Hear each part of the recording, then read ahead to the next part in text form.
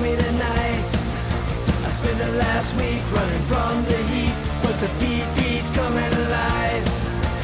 Let's get lost tonight. Lord, who's on my right?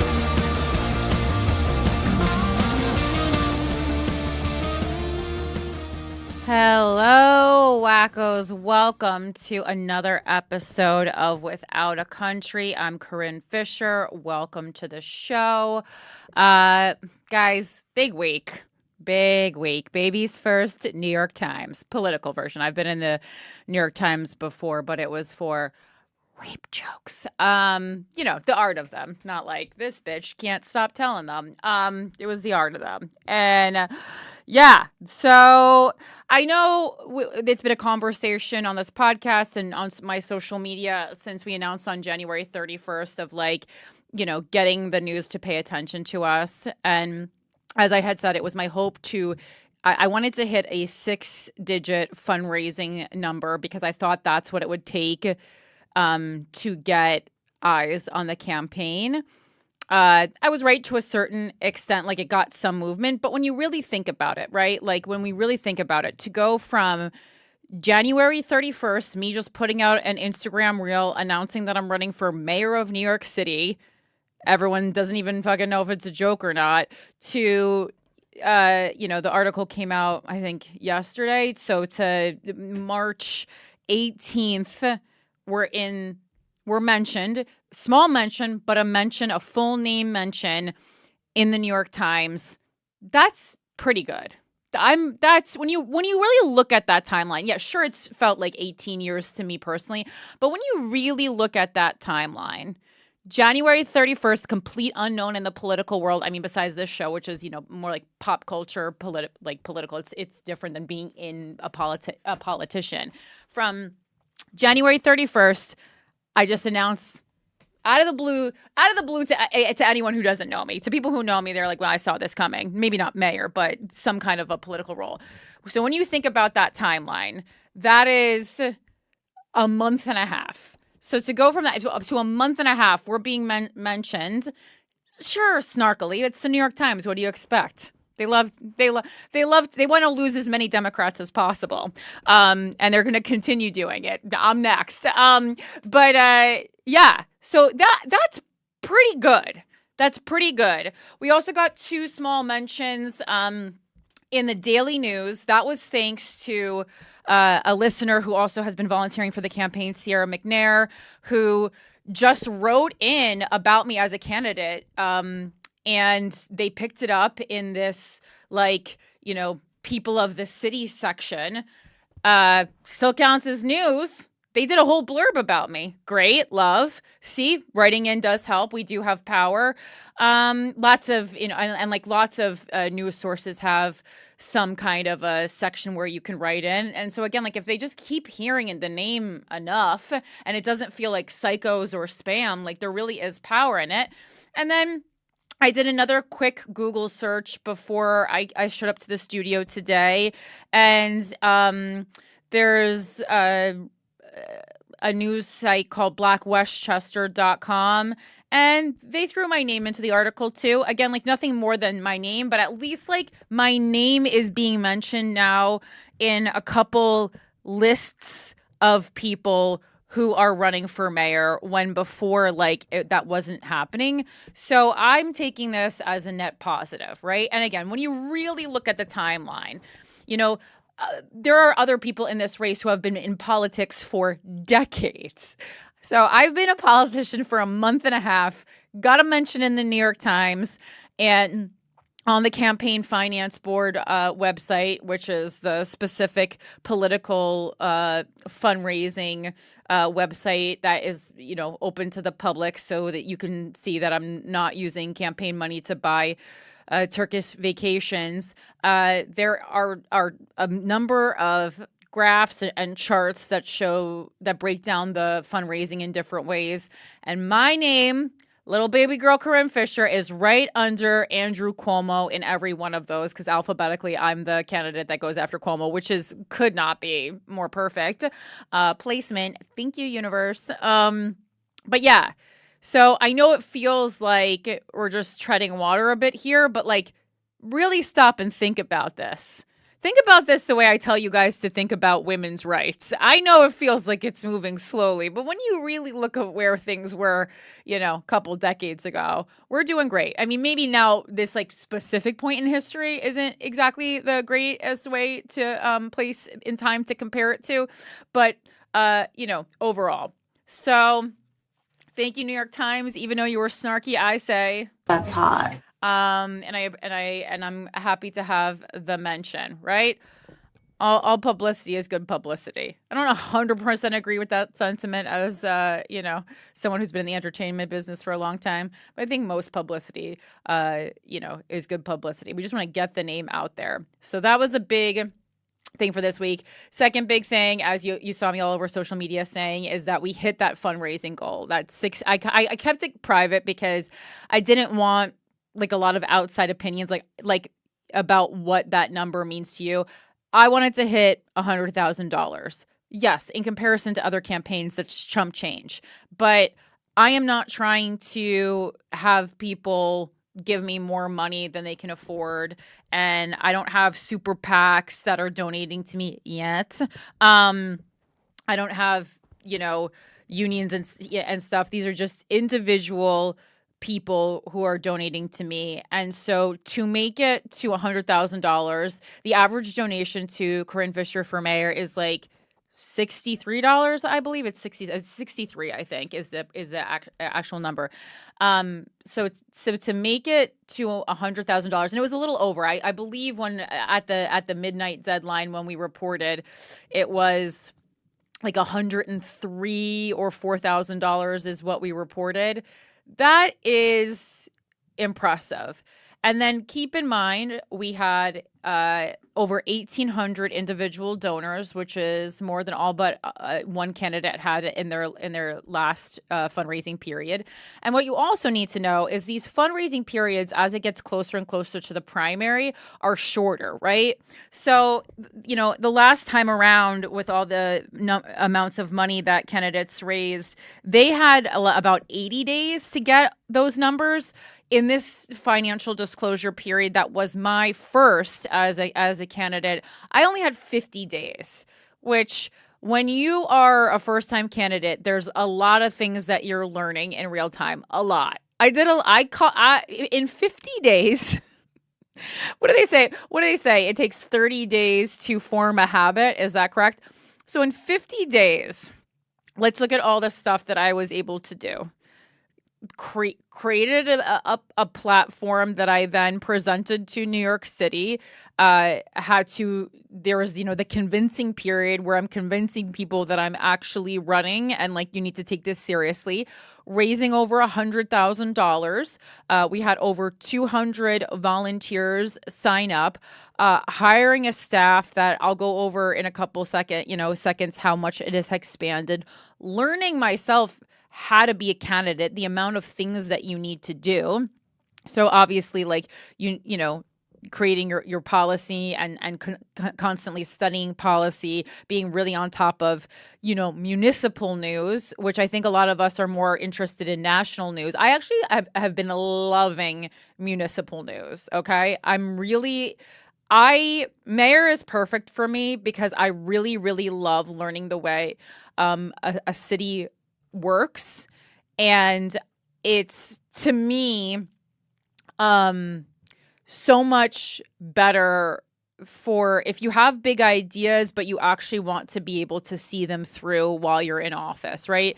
That's the problem with president. Like, not that I'm running for president or even thought about it for even a second since I was a little kid, but the problem with president is there's a lot of stuff you're not going to see happen until 10 years after your last term, probably, unless you're Donald Trump and you just kind of do crazy stuff in real time.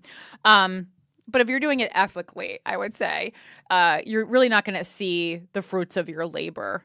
Generations in 10 years are going to see the fruits of your labor. But on a municipal level, things can happen much quicker, and that can be like a positive or a negative. Like I've seen a decline in New York City, and it wasn't, during COVID was COVID, but then things were better. And now things do actually seem markedly worse since Eric Adams has been in office. And then right now we're at about $108,000 and almost 2,000 individual donors, just to update you. But yeah, so that's all the things that I've gotten done since January 31st. So that's a lot of things. So I do make content about gatekeeping and what is called access journalism, but that's just, I want to get the people fired up. But just so you guys aren't completely losing hope, to get all that, I'm going to say we, because we all did this together, that we've got done since January 31st is actually really, really incredible. And if you want to check out the New York Times article, I'll post it on social. But it's called Eric Adams' fundraising in last 2 months plummets to $19,000. Mayor Eric Adams' meager fundraising total is a strong signal of his campaign's dormancy. And this is by Emma G. Fitzsimmons. And she is the person who covers New York politics for the New York Times. And a couple paragraphs down into the article, it says, Mr. Adams, who was indicted on federal corruption charges last year, has about $3 million in his campaign coffers from earlier fundraising, putting him third behind. Okay, well, of course, it decided to just refresh, is in the middle of my sentence. God, the New York Times website sucks. Putting him third behind Mr. Mamdani and Brad Lander, the city controller, who each have more than $3.5 million in their campaign accounts. And those are two candidates who both reached matching funds. But Mr. Adams raised less during this period than any major candidate, including Michael Blake, a former state lawmaker, and Curtis Sliwa, the founder of the Guardian Angels and the Republican candidate for mayor in 2021.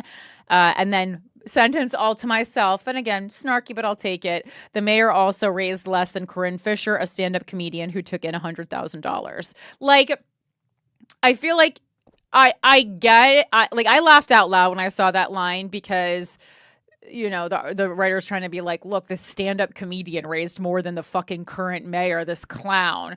Yes, but also, like, it's funny to make fun of the mayor, sure, but like I didn't do anything wrong. Like, am I not allowed to run for mayor because in my career that I am quite successful at, I told jokes? Like, it's kind of like, it's a little bit like, oh, look, the court jester has entered the race kind of a thing. This is what I talk about when, for so many episodes on this show, when we were talking about comedians getting canceled, because it's like the public is very fickle with stand-up comedians. Like, are the things that we say important enough and serious enough that we should be getting canceled, and that full New York Times articles should be, talking about certain jokes that comedians tell? Or is this a laughable job? And when we try to do something to better the world, we should be made fun of. Like, which one is it? Because it can't be both. So that's my feedback on that. Again, I truly laughed out loud. It made me laugh. But like, it's snarky. And again, to be expected of the New York Times. I go, yeah, keep on making comments like that and lose every member of the fucking party, including someone like me, who is literally interested in helping to reform the Democratic Party. I am offering you a fresh, young, and again, 39, but young for politics voice with reach and ideas. And this is how, and you're spending your time making fun of, just constantly doing all these stories about Andrew Cuomo and Eric Adams. So, when we think like, why aren't things different? I always talk about what an important job being a journalist is on this show. Journalists often risk their lives to get stories, but also I do think journalists get a little bit mad with power, and they have so much power. in a world where there's so many people and we're all glued to our phones and social media and Twitter and Instagram and podcasts are primarily now how a lot of people are getting their news. And I know this is the New York Times, but I mean, like, a lot of times we're looking at the story initially from the New York Times even on a social media platform and then clicking and then going to the news source, right? So, my question is, like, do journalists, are they interested in making the world better and showing you other options? Or do they just want to be part of the capitalist machine? And they know that stories about Eric Adams fucking up is probably going to get a lot more clicks than, oh, look at this new interesting voice who came out of nowhere and raised a good amount of money for her first disclosure period. Like, what are the stories we want? And again, like, we're all complicit in this. I know I'll have to say complicit in this show, but I don't want to make it a blame game. We're all part of this together. All right. So that was that. And then I was also invited to this one. I was like pretty much already invited to, but I was like officially invited to my first mayoral forum. And I'm really excited about it. It's an environmental forum in early April. And I've already done a policy briefing, and it's a lot of good stuff. So that'll be fun to do. And also this week, we were able to hire, I don't want to say a real campaign manager because that feels rude, but like a real, come on, dude. What? Come on. What do you mean? That's my homie. Huh? Nothing. Who's your homie? Your old campaign manager. My comedy partner? I mean, she's my homie too. She's more my homie than she is your homie, Michael. Yeah. No, I mean, Christina herself was like, I don't exactly know what I'm doing, but she was great for the first month and a half of the campaign. But now we can welcome my campaign manager, Dan, to the team. Dan rocks. I knew there was something missing in my life, and let me tell you, it was a campaign manager. I would like a campaign manager 24 hours a day, 7 days a week. It is really a necessity. I hadn't slept well in a month and a half. I had my first one-on-one Zoom with my campaign manager a couple days ago, and that was the first time I had slept well since early to mid-January. Really, really incredible.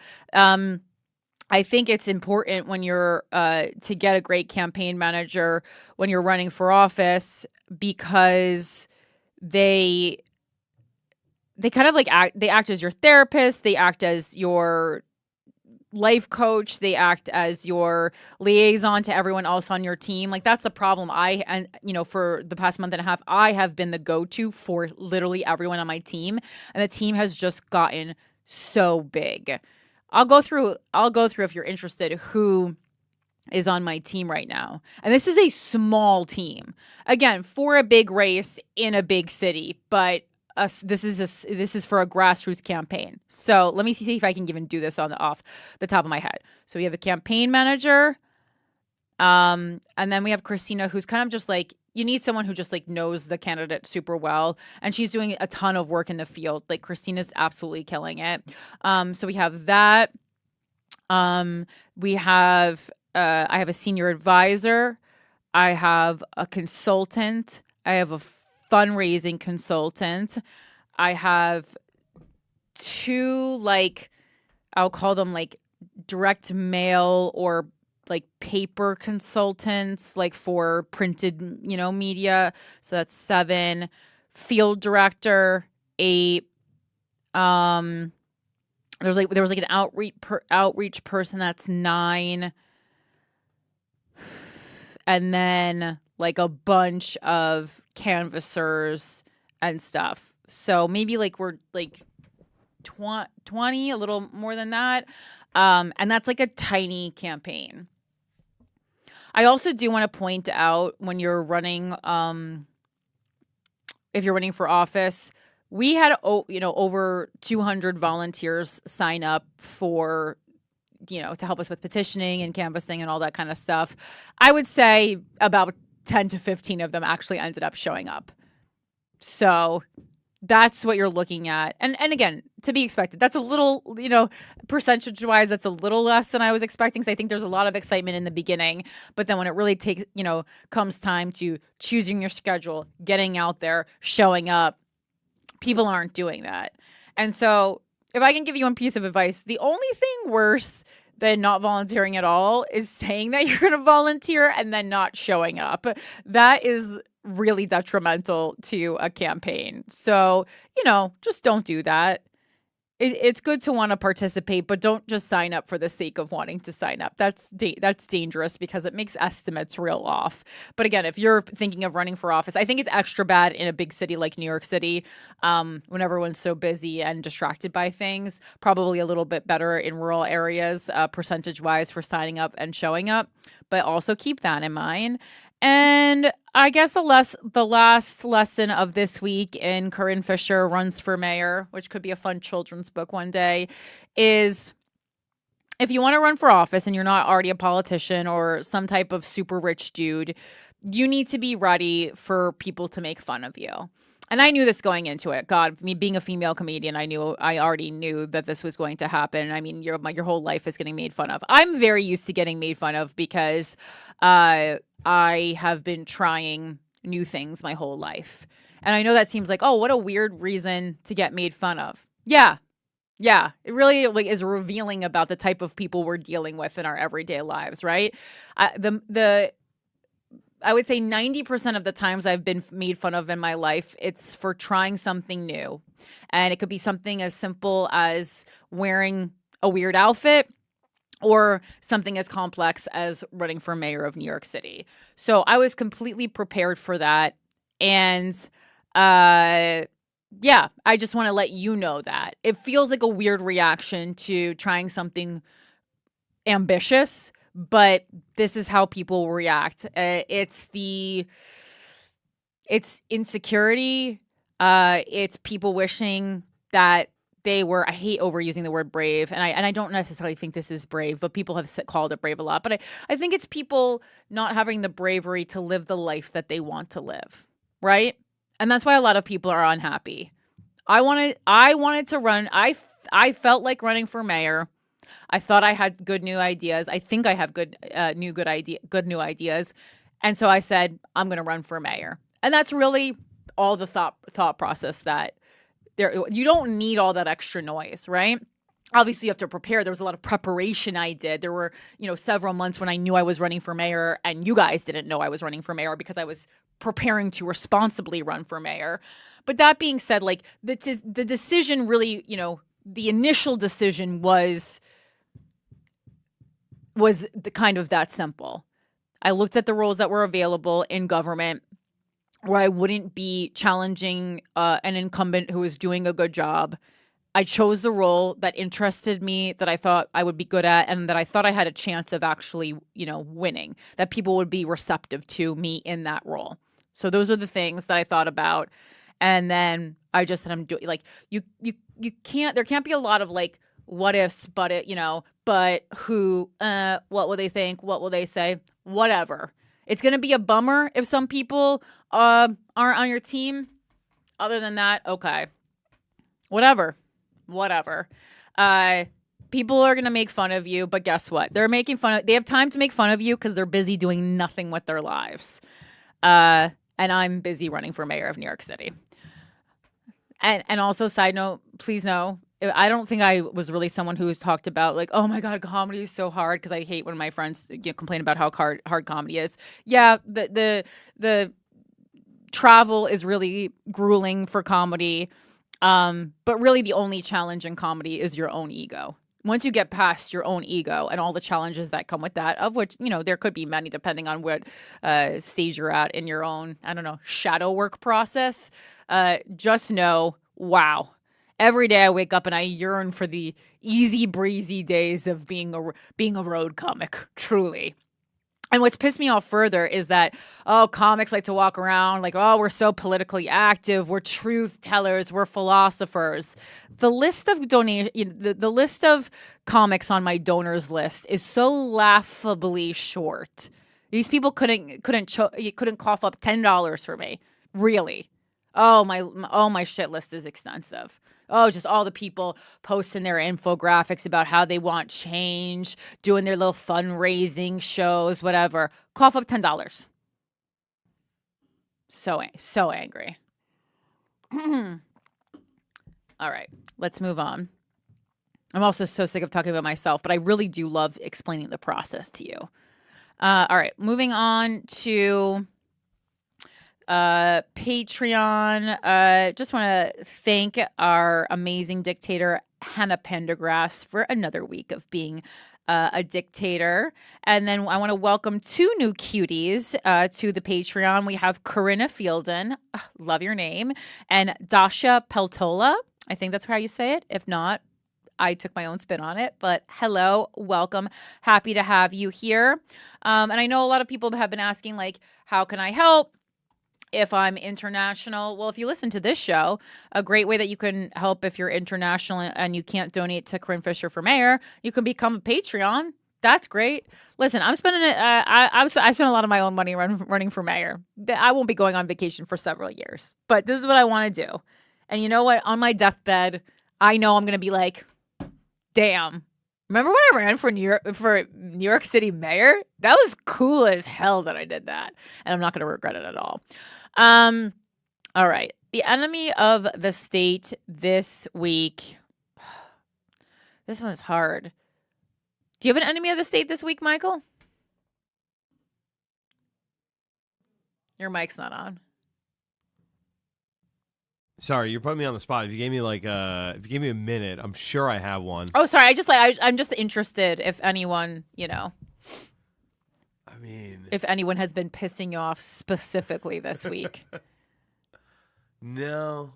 No. I mean, I'm sure it will come to me as we go through a couple of these stories. Right. But yeah, like no, like I was pretty fired up coming into last week. The idea of like not being able to protest freely in America. Right. That really got under my skin. I guess Marco Rubio, I sent you that article I thought was pretty interesting. Marco Rubio saying that he's going to start looking through everybody's social media to find people who are quote unquote Hamas supporters. Oh, we have a story about the AI for that for sure. Right. So I'm like, I think that might be my enemy of the state. Marco Rubio. Okay, that's a good one.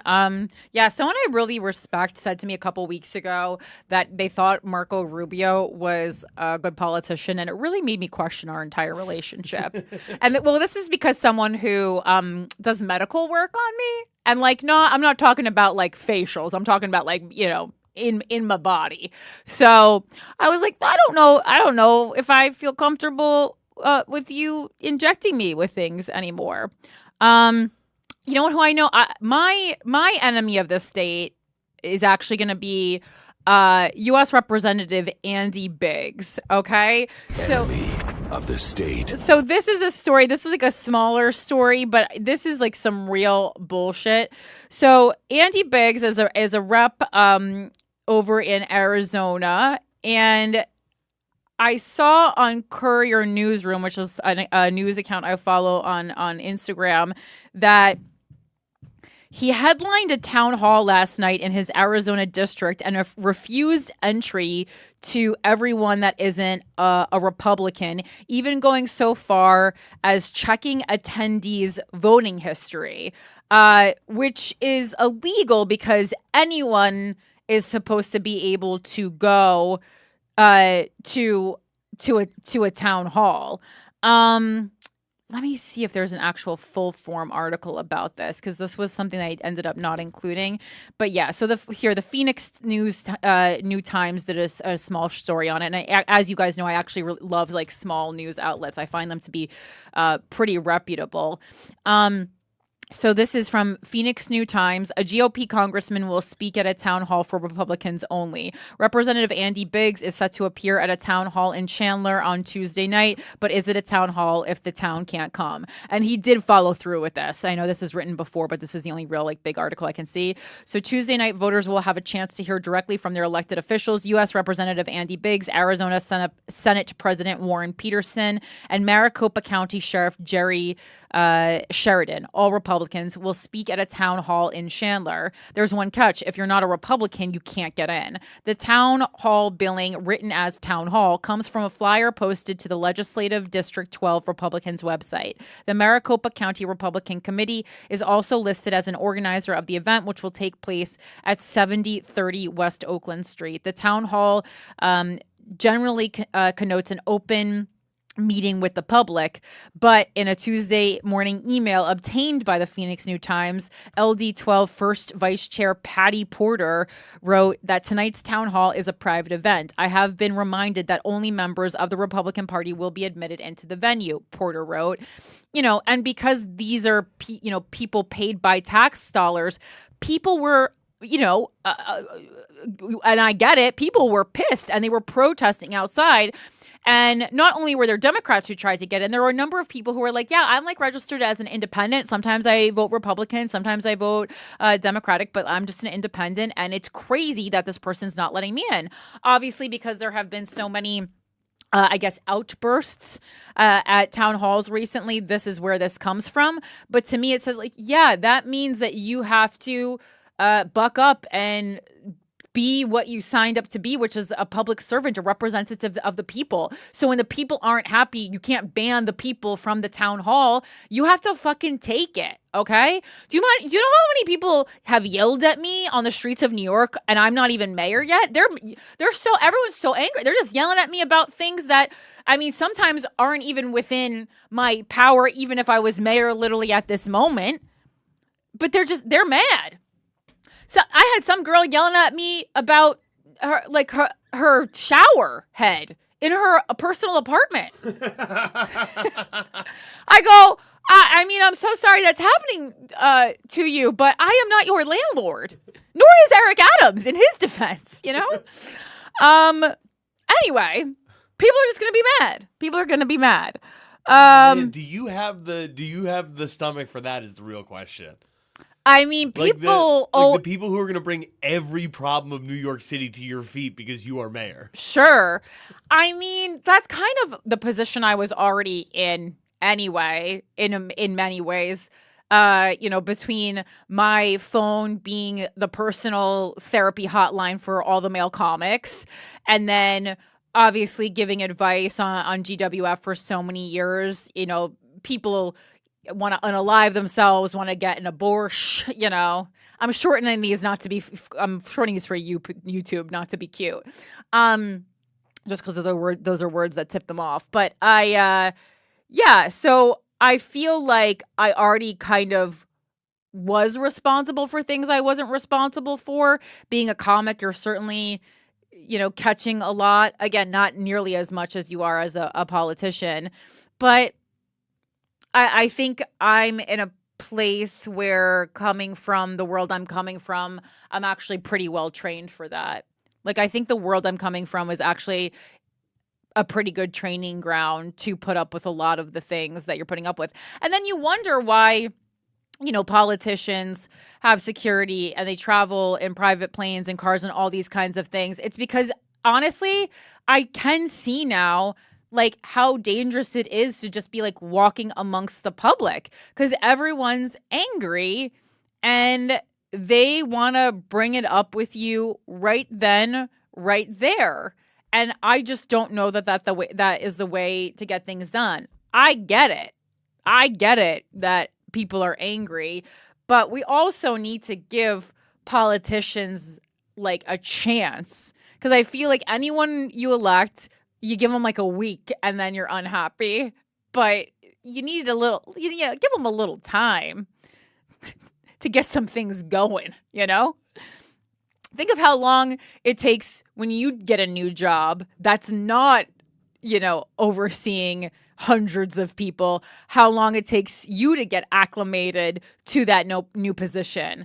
I know when I take a new job, more like a corporate job, it takes me a month to get acclimated. And you know what would make that acclimation a lot harder? If people were yelling at me all the time. So think of how hard it is to get it, think of how many self-care baths you've needed to take after taking your new position. And I do think as much as our government needs to have a lot more empathy, I also do think we need to have some empathy. Like, we cannot just be angry all the time. I know things are bad, but I promise you there are some politicians who are trying to make it better. And I'm not including myself in this conversation. I'm saying, like, I truly do think that there are some politicians who are trying to make things better.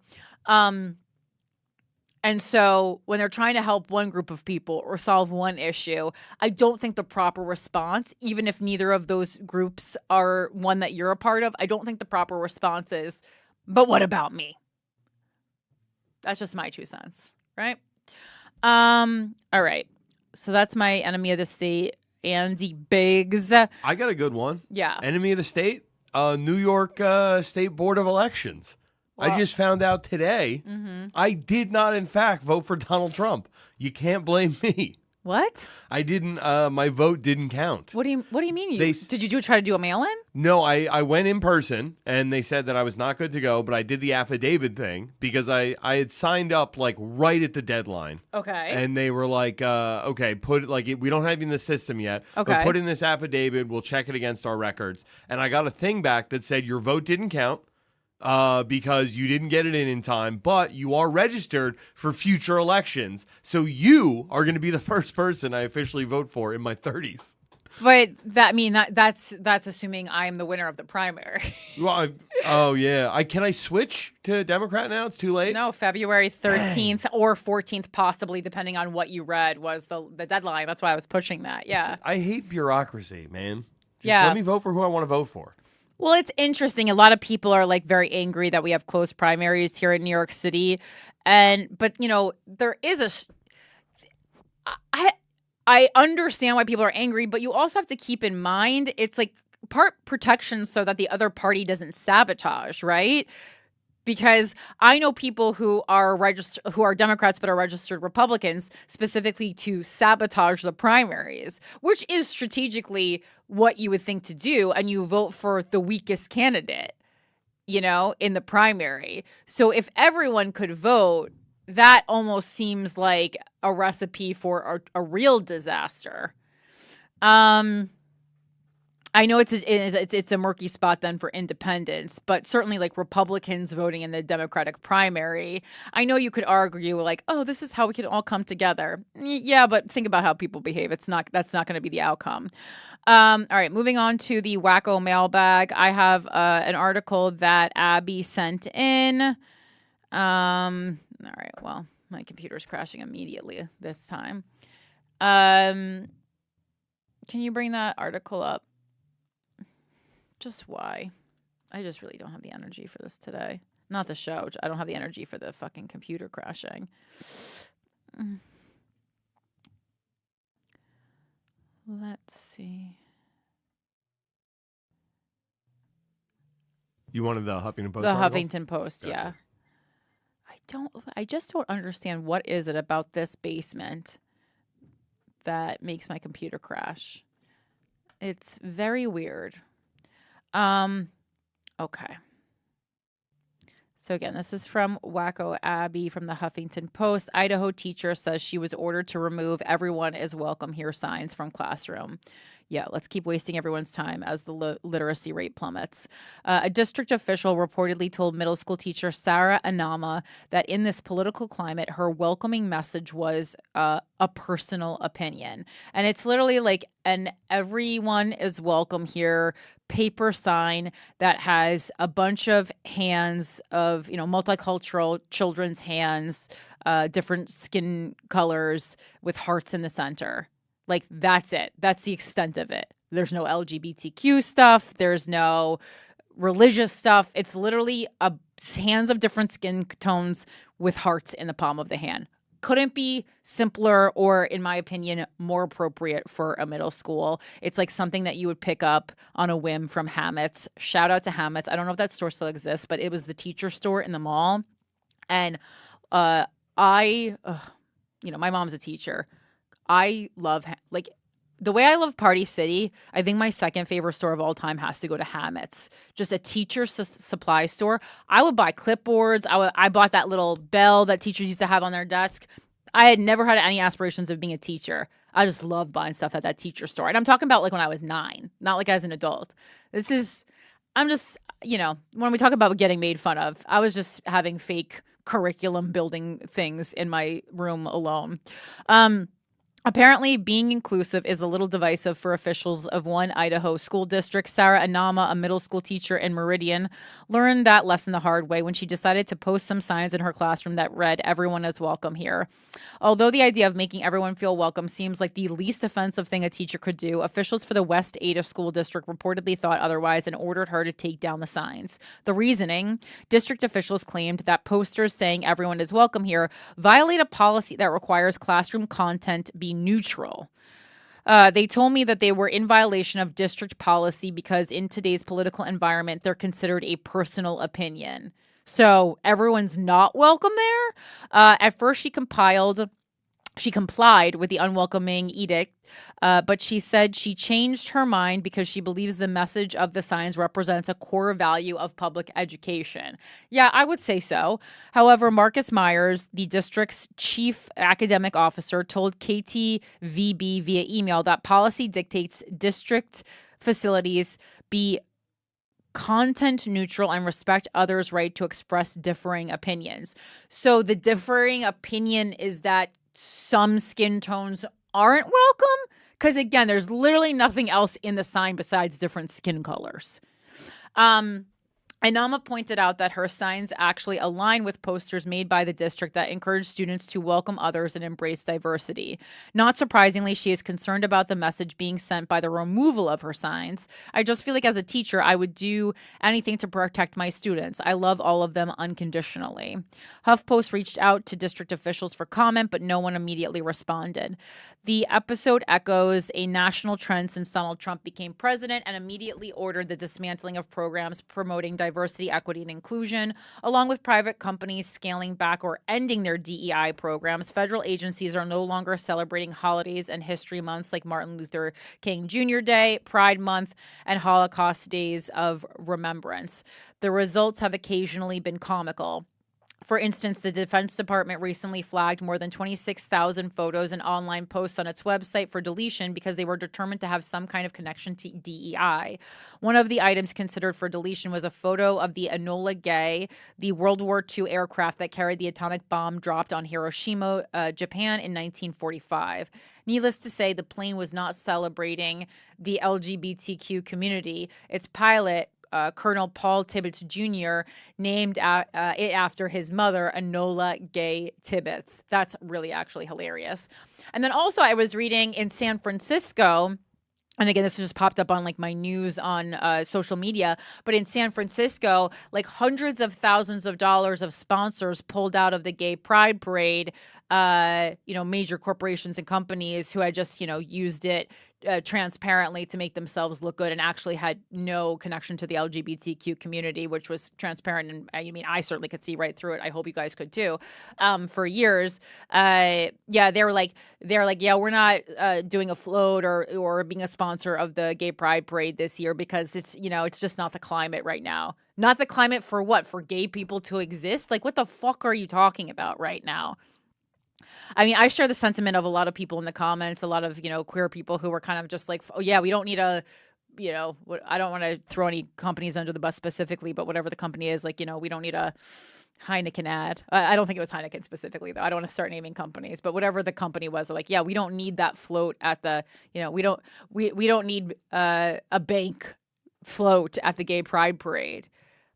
That's not what it's about. Again, like, anytime corporations start to get involved, whatever it is, whether it be the greenwashing that corporations do, or the fake allyship, or, the list goes on and on, trying to pretend that they care about women. They certainly do it to us too. It's just annoying.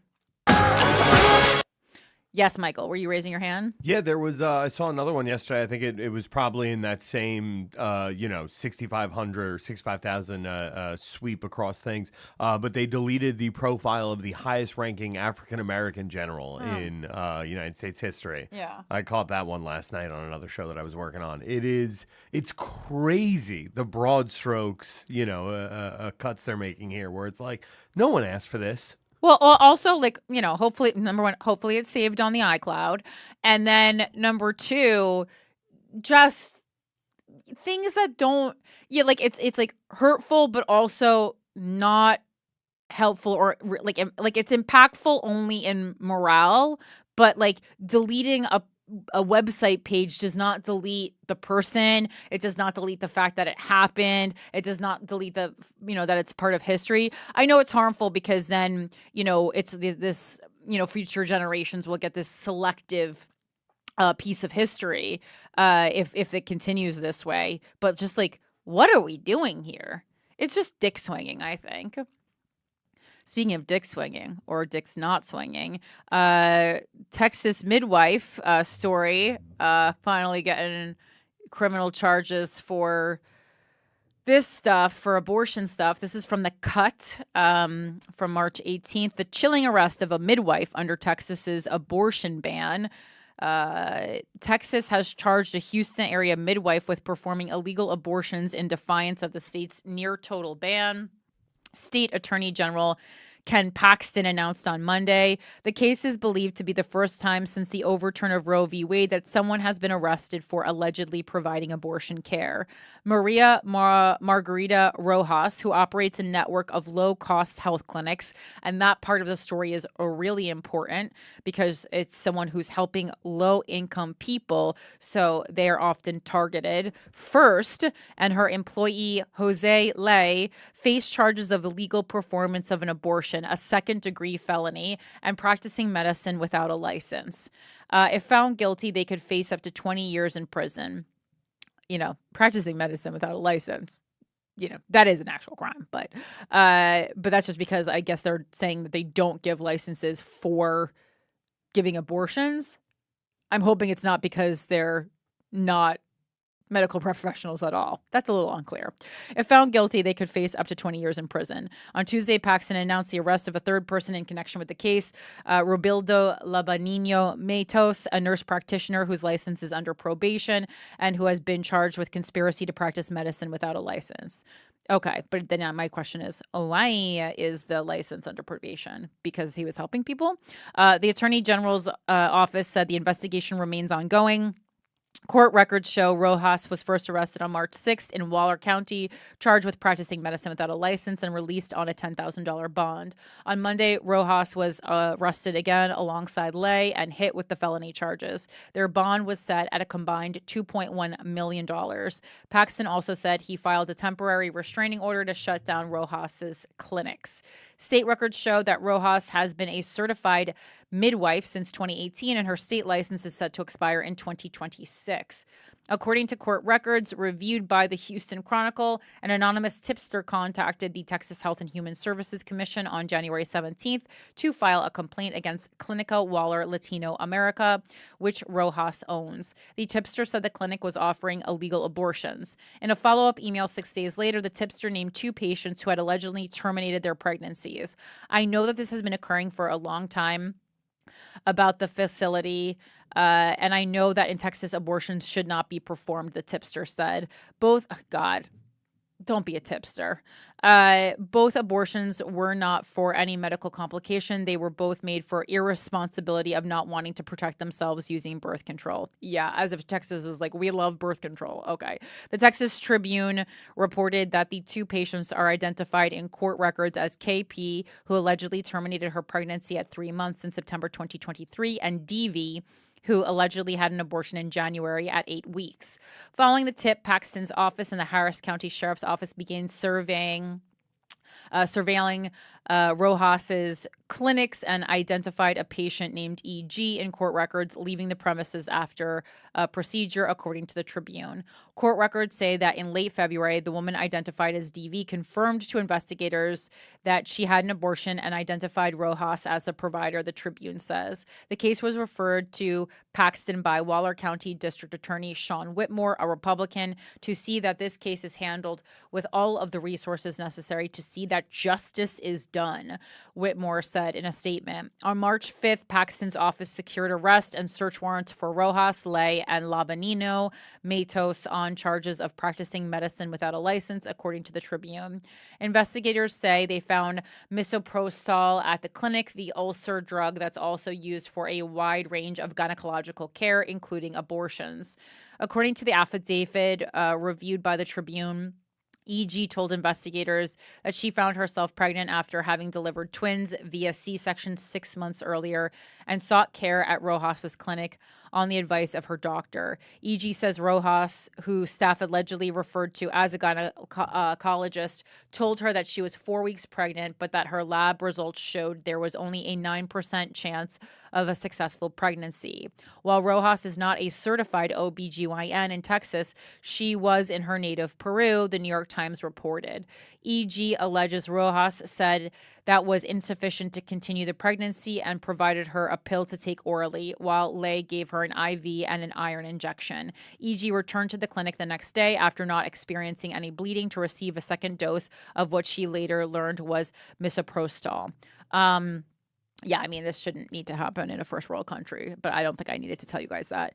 Texas currently bans abortion in all cases except in instances of narrowly defined medical emergencies. Health providers who are found in violation of the law could face life in prison, in addition to a civil penalty of no less than $100,000. Same amount raised by Corinne Fisher for mayor. Last year, the state Supreme Court refused to clarify the scope of the ban's exceptions, ruling against more than 20 women who were denied medically necessary abortion care. Though the law exempts abortion seekers themselves from prosecution, that hasn't stopped overzealous prosecutors from attempting to charge patients themselves in the past. Wow. There are still a lot of unknowns in the case against Rojas, says Mark Heron, interim associate director of U.S. litigation at the Center for Reproductive Rights, which represented Kate Cox, as well as the plaintiff seeking to clarify the state's exceptions in Zurowski versus Texas. The thing about the ban's criminal penalty is it makes it a first-degree felony if the abortion was successful, he says. But the press release here says that she was charged with the illegal performance of an abortion, a second-degree felony, so it's not clear why she would have been charged with that.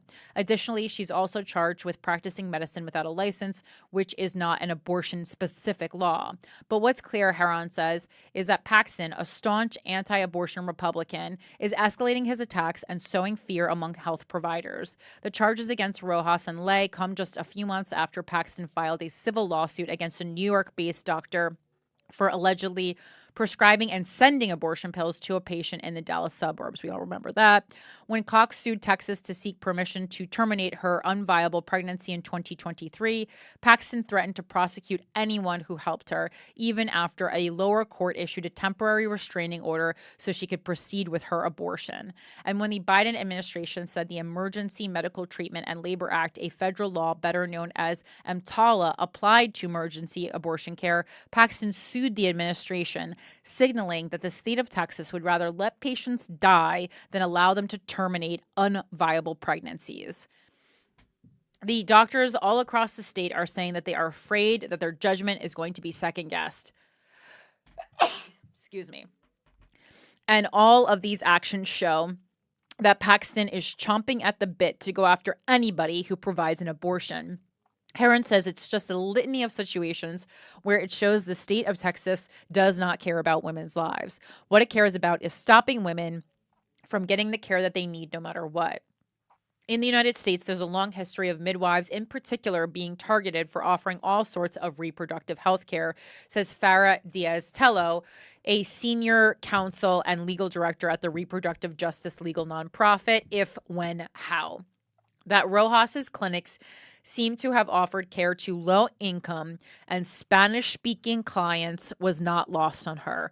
And I also saw someone else talking about this online. Diaz-Tello believes Rojas's arrest could lead to a chilling effect among patients who are already struggling with accessing affordable health care in Texas. I can only imagine the fear and also it's such hypocrisy too, because these same people would be the first ones to say, like, oh, you're Spanish speaking? Oh, what are you, an immigrant? Oh, what are you draining our tax dollars? Oh, what are you on, what are you on these government assistance programs? Like, so it just like no matter what, they would have a problem with anything people did because they are racist and misogynistic. I can only imagine the fear and uncertainty that people who have received care might be feeling right now, knowing that the provider or the clinic that helped them is being subject to criminalization, she says. People might be worried whether they can be criminally prosecuted, whether their private health information is now going to be used as part of the criminal prosecution against the provider. If Andrew Cuomo was involved, it would be. Given Texas's track record as an anti-abortion state and Paxton's zealousness, the attacks aren't likely to stop at providers in the near future, warned Kimberly Mutcherson, a professor at Rutgers Law School who specializes in reproductive justice, bioethics, and family and health law. Earlier this year, a Republican state lawmaker introduced a bill that would criminalize self-managed abortions by reclassifying terminating a pregnancy as homicide. Similar bills have cropped up in at least 6 other states. Again, I don't want there to be hysteria around bills, but keep an eye on it. The next line of attack that we're going to see is women being prosecuted for their own abortion, whether it's self-managed abortion or if they go out of state, Mutcherson says. We're at the tip of the iceberg, and it's only going to get worse from here. Man, I've been looking for a campaign slogan, and I think I just found it. It's only going to get worse from here. Corinne Fisher for mayor, 2025. That could be clutch. So, obviously, I wanted to do that. Moving on in girl. Let's talk about the Alien Enemies Act. You probably said, hey, I've never heard about the Alien Enemies Act before. And then Donald Trump said, let me teach you all about it through misusing it, right? So this first piece about the Alien Enemies Act is from NPR. You know, I love NPR. 4 things to know about the Alien Enemies Act and Trump's efforts to use it. So as part of his efforts to crack down on immigration, President Trump has invoked the Alien Enemies Act of 1798, an obscure law that has been used sparingly throughout U.S. history to detain or deport nationals of an enemy nation during wartime or an invasion. That part is really important. Trump's directive targets members of Tren de Aragua, a Venezuelan prison gang that has grown into a multinational crime organization over the last decade and was designated a terrorist organization by the U.S. State Department in February. Okay, so valid. Seems like we wouldn't want a multinational crime organization in our country. Also, keep in mind, terrorist is in the eye of the beholder, but let's keep all this information in our heads as we move along with the article. The proclamation authorizes expedited removal of all Venezuelan citizens ages 14 and older deemed members of the group. Don't love the word deemed, and who are not U.S. citizens or lawful permanent residents, calling them a danger to the public peace or safety of the United States. I find and declare that Tren de Aragua is perpetrating, attempting, and threatening an invasion or predatory incursion against the territory of the United States, the proclamation reads, barring the language of the centuries-old act. The Alien Enemies Act is a wartime law. It has roots in a conflict between the U.S. and France, and the 3 times it has been used until now were all during major wars. Legal experts have long been skeptical of the Trump campaign promise and facet of the 2024 Republican Party platform to utilize the act during peacetime, since immigration hasn't historically constituted an invasion. Immigration advocates worry the act could lead to the targeting of other groups of immigrants regardless of their criminal history. I mean, you don't say. Trump's proclamation was immediately blocked by a federal judge who ordered deportation flights to turn around, though the administration still deported some 250 people to El Salvador. The Trump administration is seeking to circumvent the process that we have in our country in order to just expand power and do democracy with no process at all, right? And that's the thing, okay? It's like, all right, if you want to tighten up on immigration and you want to use these old laws and you really do think that there's gang members here, which I'm sure there are, right? And you want to really spend a lot of time and money on energy on this is your thing. Okay, I think it's part of the reason why you're elected. So, okay, but you still need people to go through due process. And that's the important part that he's skipping. Sky Perryman of Democracy Forward, which along with the American Civil Liberties Union sued over the administration's use of the law, told NPR, adding, "It's highly concerning and should be concerning for all Americans." The last time the act was invoked was during World War II, when it was used to put thousands of non-citizens of Japanese, German, and Italian descent in internment camps, for which the federal government formally apologized decades later. "History shows the risks," wrote Catherine Young Ebright, counsel with the Brennan Center's Liberty and National Security Program. "Here's what else to know about the act and Trump's efforts to use it." And like, oh God, this is what bothers me, because it's like, okay, so Italian people not too long ago were in internment camps. And just like, as someone who is part Italian, I do find especially Italian Americans to be, I'm going to say it, super racist. And it especially bothers me because this is a group of people who really not long ago were people were so racist against them, and how quickly they forgot, I guess, is the problem. How quickly you forget your roots, and what your family members have gone through. "History shows the risks," wrote Catherine Yon Ebright, counsel with the Brennan Center's Liberty and National Security Program. "Here's what else to know about the act and Trump's efforts to use it. What's the purpose of the Alien Enemies Act? The Alien Enemies Act specifically shows the president allows the president to detain, relocate, or deport non-citizens from a country considered an enemy of the U.S. during wartime." And the language specifically states, "Whenever there shall be a declared war between the United States and any foreign nation or government, or any invasion or predatory incursion shall be perpetrated, attempted, or threatened against the territory of the United States by any foreign nation or government, and the President of the United States shall make public proclamation of the event, all natives, citizens, denizens, or subjects of the hostile nation or government, being males of the age of 14 years and upwards, who shall be within the United States and not actually naturalized, shall be liable to be apprehended, restrained, secured, and removed as alien enemies." Congress, with the support of President John Adams, passed the Alien Enemies Act as part of the 4 Alien and Sedition Acts of 1798 as the U.S. stood on the brink of war with France. There was a lot of fear-mongering about French supporters in the United States and about conspiracies to basically get the United States in on France's side. Georgetown University law professor Steve Vladek told NPR during the presidential campaign last fall. The controversial group of laws severely curtailed civil liberties, including by tightening restrictions on foreign-born Americans and limiting speech critical of the government. After President Thomas Jefferson was elected in 1800, he either repealed or allowed most of the acts to expire, except for the Alien Enemies Act, which does not have an expiration date.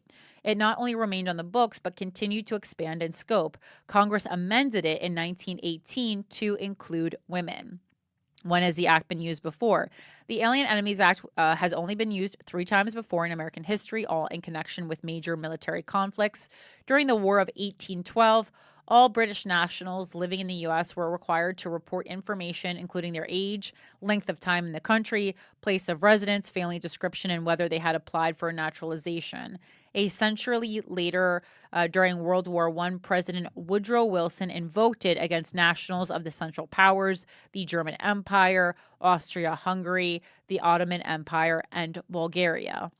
According to the National Archives, U.S. authorities used the law to place over 6,000, in quotes, enemy aliens, many of them Germans, in internment camps, with some remaining in detention up to 2 years after fighting had ended.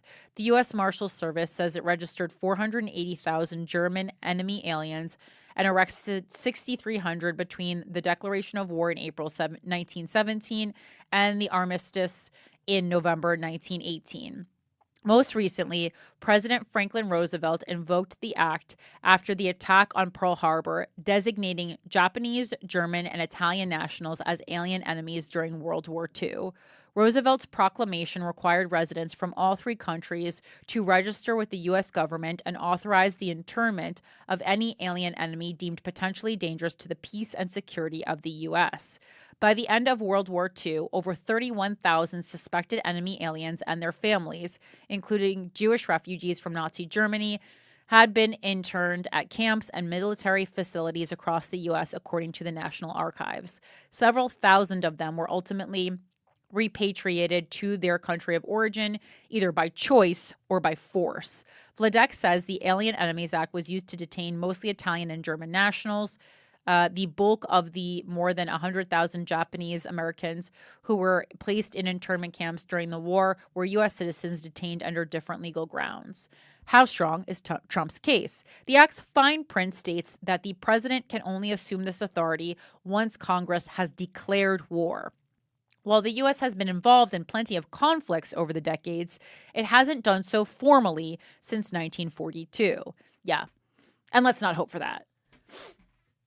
It hasn't been a source of contemporary controversy because we haven't had a declared war, Vladek explains, and no one has tried to argue that that invasion or predatory incursion language could be used in any context other than a conventional war. Oh, yeah. And that's interesting because you could definitely see President Trump trying to redefine what war means. He could be like, well, there's a war on our culture. There's a war on the Western world. There's a war on American citizens. There's a war on citizenship. There's a war on knowledge, whatever it is. There's a war against me, I could hear him saying. Until Trump, that is. The president, who has a long history of using dehumanizing language against minority groups and political opponents, has repeatedly referred to the influx of migrants to the U.S. as an invasion and vowed mass deportations. Ebright with the Brennan Center called Trump's argument a flagrantly illegal power grab. The president has falsely proclaimed an invasion and predatory incursion to use a law written for wartime for peacetime immigration enforcement, she wrote after Trump invoked the act. The courts should shut this down. The Trump administration has defended its actions and pushed back against a federal judge's attempts to intervene, even refusing to answer basic questions about its deportation flights. White House Press Secretary Caroline Leavitt told reporters that the administration acted within the confines of the law and is wholly confident that we are going to win this case in court. But even some anti-immigration advocates in favor of deploying the act have acknowledged the likely legal obstacles. Defining illegal immigration as an invasion and migrant gangs as foreign nations would be an uphill climb in federal court, George Fishman, former deputy general counsel at the U.S. Department of Homeland Security under Trump, wrote in 2023. What are some possible outcomes? Trump doesn't need the Alien Enemies Act to go after undocumented immigrants, Vladek says, noting that presidents already have the authority to arrest, detain, and remove them. The issue that has hamstrung each of the last four presidents of both parties has not been legal authority. It's a lack of resources, he says. The federal government doesn't have the capacity to identify, track down, round up, and remove every single one of the 11 million plus undocumented immigrants in this country. He said he doesn't expect courts to look kindly upon Trump invoking the act where, one, he doesn't need it, and two, it would really be a stretch in what is already a pretty controversial legal power. Ebright agreed that immigration law already gives the president ample authority to deport Tren de Aragua members who inflict harm on our communities. Still, she said, it's not completely clear what the courts will do. The last time the Supreme Court heard a case on the act in 1948, it deemed questions about the definition of wartime too political to answer. On the other hand, she noted a lot has changed since then. Ebright wrote last year that the surest way to prevent the act from being abused would be for Congress to proactively repeal it. Representative Ilhan Omar of Minnesota and Senator Mazie Hirono of Hawaii, both Democrats, have tried to do so in recent years by introducing the Neighbors Not Enemies Act, which would repeal the Alien Enemies Act, but hasn't gained traction. The lawmakers reintroduced the act in January, 2 days after Trump took office. We cannot allow antiquated laws to continue enabling discriminatory practices that harm immigrant communities, Omar said at the time. Repealing this law is a necessary step toward creating an immigration system rooted in justice and compassion.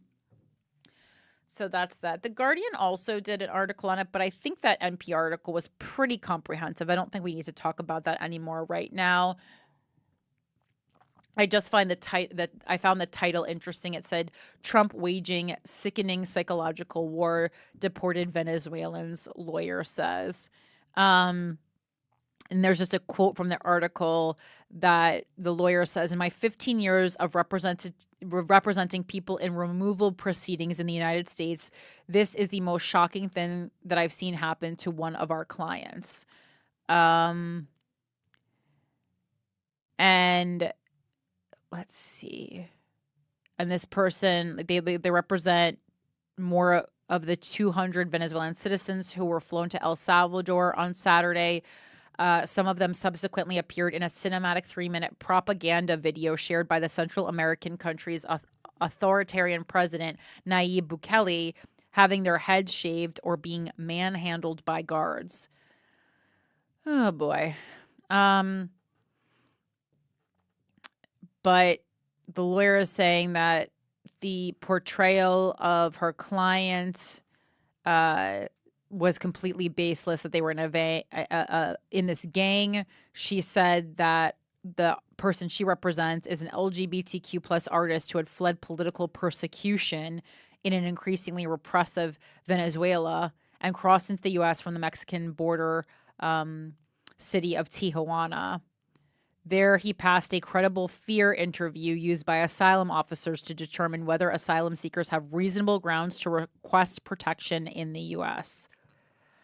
Colleagues who had spent time with the Venezuelan man in detention described him as a very sweet and normal guy with no criminal history.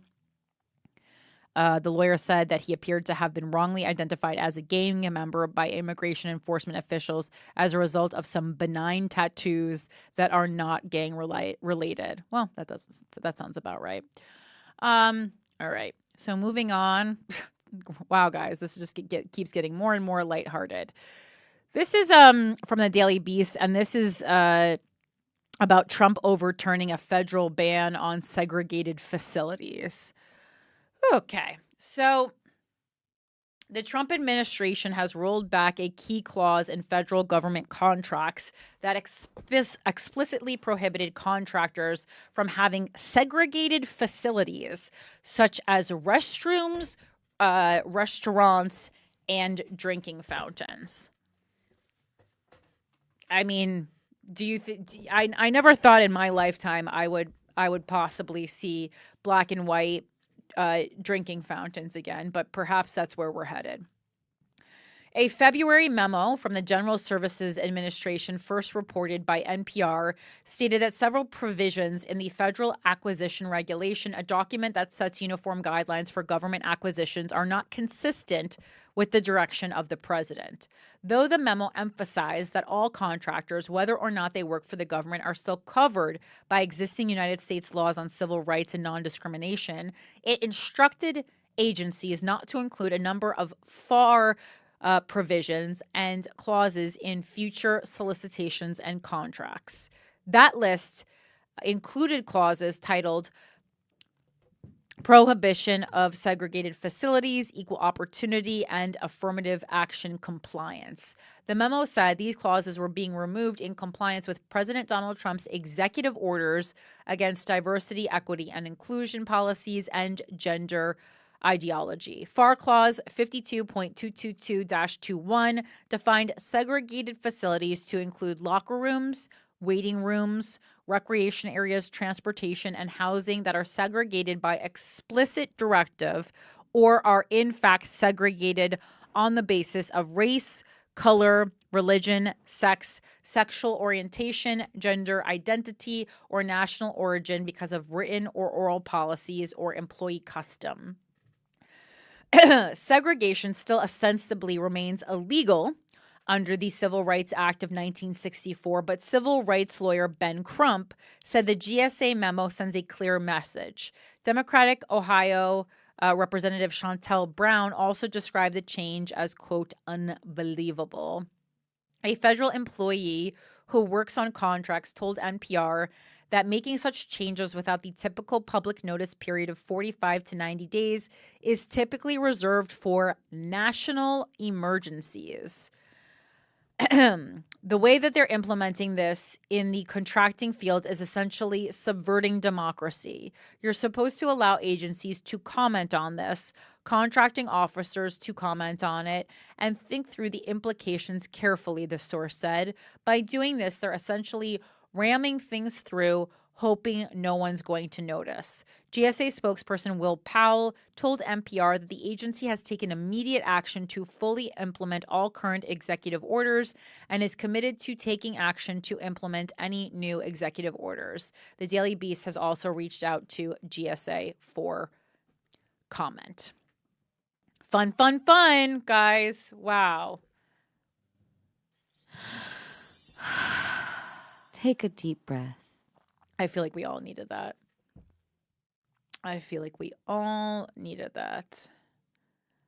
Boop, boop. Sorry, I'm laughing. I told my campaign manager that I need to record my political podcast now, and he said, go slay. Oh, good. Love that guy. Okay. Moving on to Mahmoud Khalil. Update on this. Again, been following it. I don't think that I've seen anything in this past week that really backs up Trump's actions. Like, nothing has been revealed to me that says this guy was like supporting Hamas in a way where it felt like an actual terroristic threat. Again, I had heard that people had said that he was passing around flyers that talked about being pro-Hamas on the Columbia campus, and, celebrating the attack on Jews on October 7th. I haven't seen anything hardy, like any proof to back that up, right? So to those people who are talking about that, I'm like, where did you see that information? Because I haven't seen that information. Does anyone have a copy of these flyers? Is there an actual news source that has reported the copy from these flyers? I'm just not seeing it, right? And at the very least, everyone needs to have due process. Everyone needs to go through the court system if they are accused of something before just being removed. So this is from the New Yorker. The last time pro-Palestinian activists faced deportation, Mahmoud Khalil's case is eerily similar to that of the LA 8, in which a group of students were targeted not because of any criminal activity, but because of their speech. And this is so funny. Oh, it's not funny, the content of it. The picture, though, is really funny because it's like college students in 1987, and they all look, if you looked at their faces, to be like 55 years old, but they're college students, apparently. Nearly 40 years ago, immigration officials in Los Angeles arrested 8 young immigrants, 7 Palestinian men, and the wife of one of them, a Kenyan. The immigrants were mostly students. 2 were permanent residents. The others were on student visas. They had been involved in pro-Palestinian activism. And again, I do want to point out, like we talked about last week with our caller, that student visas is a way that other cultures who, other people from other countries do try to infiltrate America and radicalize, right? So this is not completely out of the blue, but there needs to be some proof. Like even leading up to 9/11, the government knew that something like that could be happening, right? And please don't start calling in and say 9/11 is an inside job. I don't have the energy for that today. Okay, so 2 were permanent residents. The others were on student visas. They had been involved in pro-Palestinian activism. The government charged them all with being associated with a group that advocated the doctrines of world communism, a justification for deportation dating back to the McCarran-Walter Act of 1952, a Cold War relic. Oh my God, I haven't heard about that since social studies class in the 8th grade. I agreed to join the team representing the group who became known as the LA 8. At the time, I was one of the few practicing attorneys in the country with experience defending a communist deportation case. And the writer is David Cole, just in case anyone wants to do some further research on their own. This was, after all, the 1980s, not the 1950s.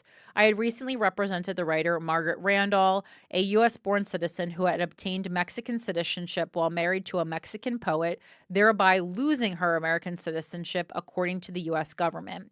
In 1984, after their divorce, she returned to the United States, got remarried, and applied for permanent residency in America. The government denied the application and sought to deport her under the McCarran-Walter Act, arguing that her writings, she was a prolific writer of oral histories, journals, and poetry, advocated the doctrines of world communism. After a trial in which Randall was cross-examined about a literary magazine that she co-edited and a piece of writing in which she praised her 3-year-old son for becoming communist as he had learned to share his toys, an immigration judge ordered that she be deported. Wow, that's a real stretch. But we won the case on the appeal when the Board of Immigration Appeals ruled that Randall had not, in fact, lost her U.S. citizenship when she became a Mexican citizen. As a U.S. citizen, she could not be deported no matter how many doctrines of world communism she advocated. The arrests of the LA 8 on a similar charge followed a 3-year FBI investigation that had begun as the city prepared to host the 1984 Olympics. Looking for potential terrorist threats, the FBI identified a group of young Palestinian activists. FBI agents reported on their teach-ins and protests, monitored the literature they distributed, recorded license plates of individuals who attended their meetings, surveilled the activists for extended periods, and sent at least one undercover agent to attend a Haflis, or annual public community dinner, that the group helped organize. The agent's report stated that although he could not speak Arabic, it was clear from the tone of the music and the speeches that the event was a fundraiser for terrorism. Ultimately, as the FBI director at the time, William Webster, testified, the Bureau concluded that the individuals had committed no crimes, let alone terrorism. But the FBI nonetheless urged immigration authorities to deport them, not because they had engaged in any criminal activity, but because they were, and listen closely here, effective activists. The FBI characterized the group's protests as anti-Israel and anti-Reagan. The agents singled out Kader Musa Hamid, a green card holder, whom they described as the group's ringleader because he was intelligent, aggressive, dedicated, and shows great leadership ability. I mean, anytime you're a really effective activist, you're going to be targeted. Obviously, primary example, we have Martin Luther King. You also have Malcolm X. And then there was a lot of activists that we saw being targeted in that Ronan Farrow surveilled documentary series. Or documentary. It was one single one, I think, right? We challenged the constitutionality of the World Communist Deportation Provision, and in 1989, a federal court declared that the provision was unconstitutional. The court ruled that the First Amendment protects all persons in the United States, including non-citizens. Since a citizen could not be punished for advocating world communism, a non-citizen could not be deported for that reason. In our argument, we relied on a 1978 Supreme Court case, First National Bank versus Bellotti, that had extended First Amendment protections to corporations. The court had reasoned that the First Amendment, by its literal terms, protects speech, not particular speakers, and does so in the interest of ensuring a robust public debate for listeners, regardless of the source of any particular speech. Corporations have speech rights, the court maintained, because we all have interest in the speech they create. If corporations have First Amendment protection for that reason, we argued, surely non-citizens do too. The district court in LA agreed, and Congress in 1990 repealed the World Communist Deportation Provision that was the basis of the case against the LA 8. But the case continued to immigration court. Congress enacted a new law rendering those who provide material support to a terrorist organization deportable, and the government amended its charges to include that provision. Federal courts blocked the deportations for many years on the ground that, even if now charged under other provisions, our clients were impermissibly singled out for their political speech and associations, while non-citizens supporting the Contras in Nicaragua and the Mujahideen in how do you say that? Mujahideen, I think it's that, in Afghanistan were not deported. Selective prosecution based on constitutionally impermissible reasons, such as speech or race, has long violated the Constitution. The Supreme Court eventually reversed that selective enforcement claim, ruling in 1999 that the defense isn't applicable to an immigration case. The Supreme Court therefore returned the case to immigration court, where finally, in 2007, a judge dismissed the case, calling it an embarrassment to the rule of law, and the George W. Bush administration declined to pursue an appeal. While the case was pending, the LA 8 grew older. Some married and had children, and some became citizens. They have worked in affordable housing, civil engineering, construction, and the food industry, among other jobs. They had to spend more than 2 decades defending their rights to remain here simply because they advocated for Palestinian self-determination. But since their case, immigration authorities have not sought to deport anyone for mere speech. Until now. When Homeland Security agents arrested the recent Columbia graduate student Mahmoud Khalil for his role in leading pro-Palestine protests at the university, the argument seemed eerily familiar. As 2 of the LA 8 did, Khalil holds a green card, authorizing him to remain here permanently. Like those activists, he is accused of leading protests with which the government disagrees. And as with the LA 8, the government argues that it can punish him for speech that would plainly be constitutionally protected for a U.S. citizen. The White House press secretary claims that Khalil organized group protests and distributed pro-Hamas propaganda. Donald Trump posted on Truth Social that his administration would seek to deport anyone engaged in pro-terrorist, anti-Semitic, anti-American activity. And so, my thing is, here, we have social media. Show me the stuff. What was he distributing? Show me the flyers. But how is that not on Reddit? But the First Amendment protects maybe it is. I don't know if you can find it, but the First Amendment protects the right to protest, to distribute pro-Hamas literature, and even to make pro-terrorist, anti-Semitic, and anti-American statements. Now, that's interesting because, so I guess you can openly, even if you're a green card holder, you are openly, that's the part I'm confused about. Are you allowed to openly, I guess you're able to openly talk about liking a terrorist group, but you can't mobilize in any way? I mean, I don't know what the lines are here. The court has held that it protects the right of the Klan to burn crosses, right? We talk about this all the time, and call for revenge against African Americans, the right of Nazis to march in Skokie, Illinois, and the right to burn an American flag. But do those rights extend to green card holders? That's a conversation here, because it seems like, you're a green card holder, you are a permanent resident, but there are certain areas when you start talking about groups deemed terrorist organizations by the country that you are a green card holder for, that you don't have the same ability to condone those groups that people born here do. That's the part that I'm still a little bit unclear about. The administration has said it will invoke a little-used immigration law empowering the Secretary of State to order the deportation of any non-citizen whose presence or activities would have serious adverse foreign policy consequences.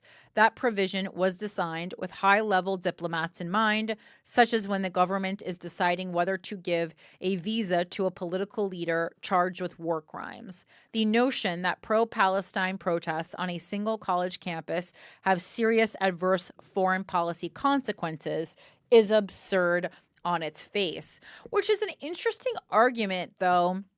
And I think in a way, like, belittles the efforts of student protesters, because I would actually argue that a lot of times the things that we see, the protests and the issues that we see become spread out across the country often do start on college campuses. So I almost think this is similar, like, language that is used when describing comedians, right? It's like, do we have an impact or don't we?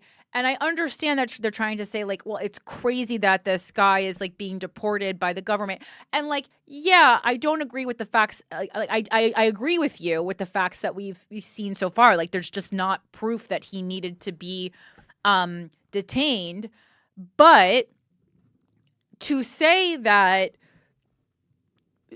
college campus protests cannot have big impact, I actually don't think that's true. I think they can. And that's a good thing, right?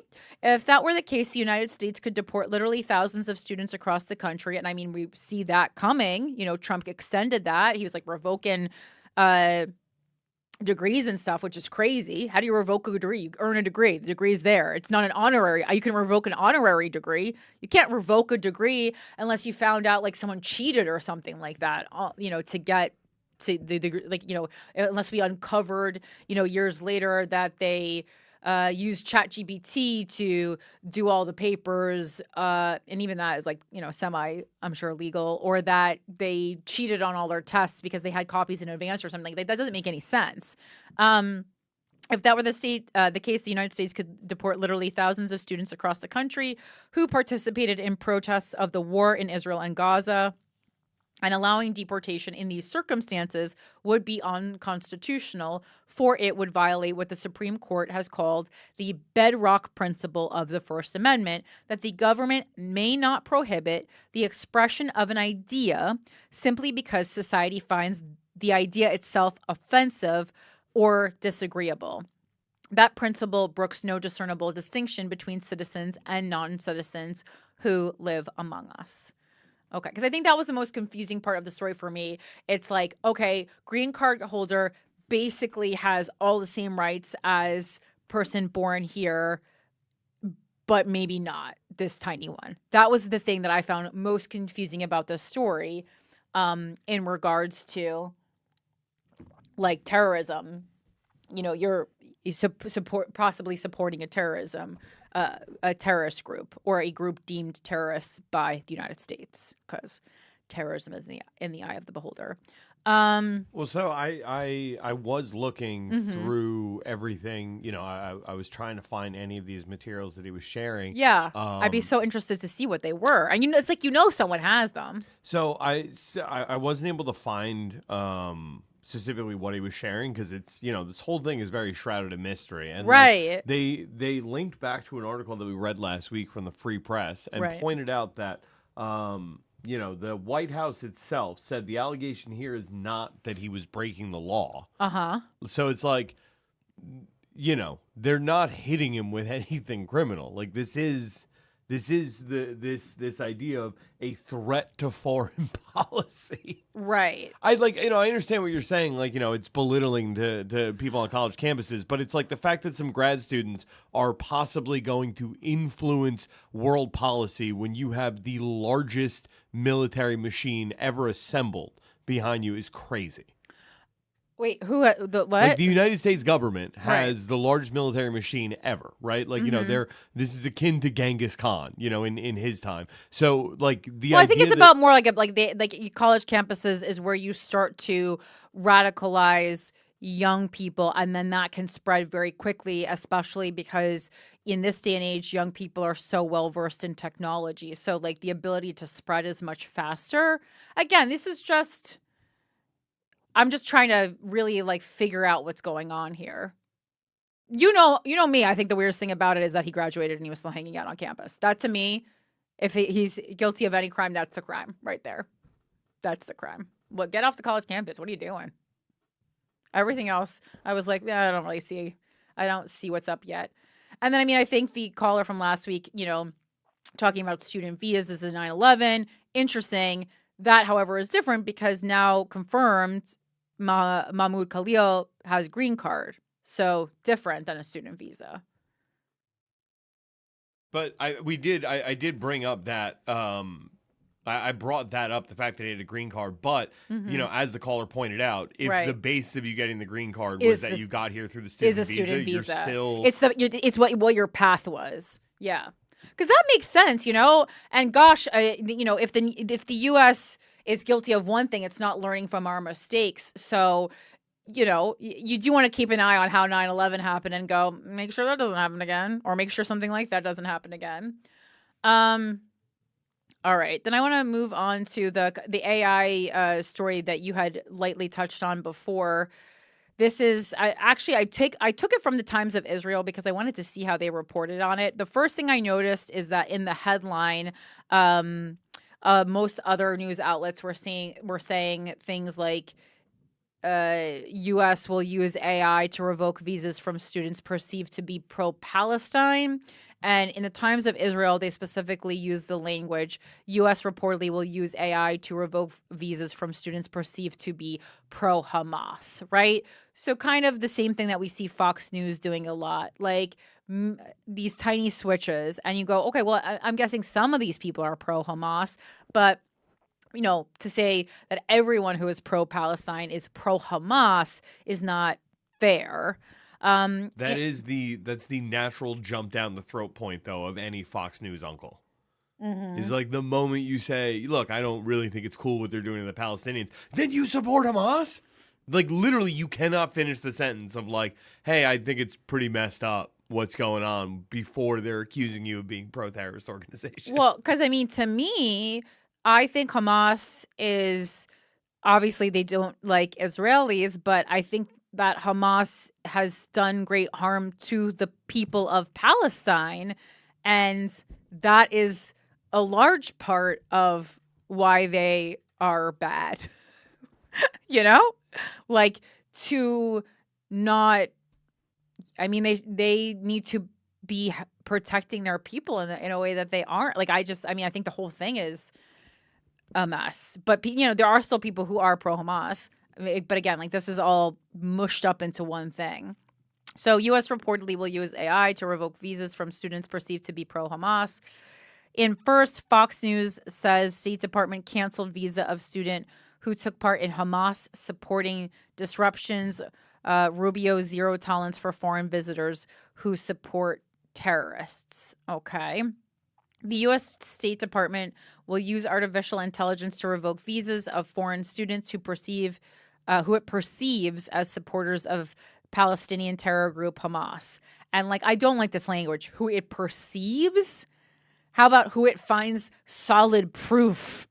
At least who it perceives, that's really bad. Think about how many times you have been wrongly perceived in your life. I know I am constantly wrongly perceived. So if I'm now being charged with how people perceive me, well, good riddance, guys, because I'll be in jail for a long, long time.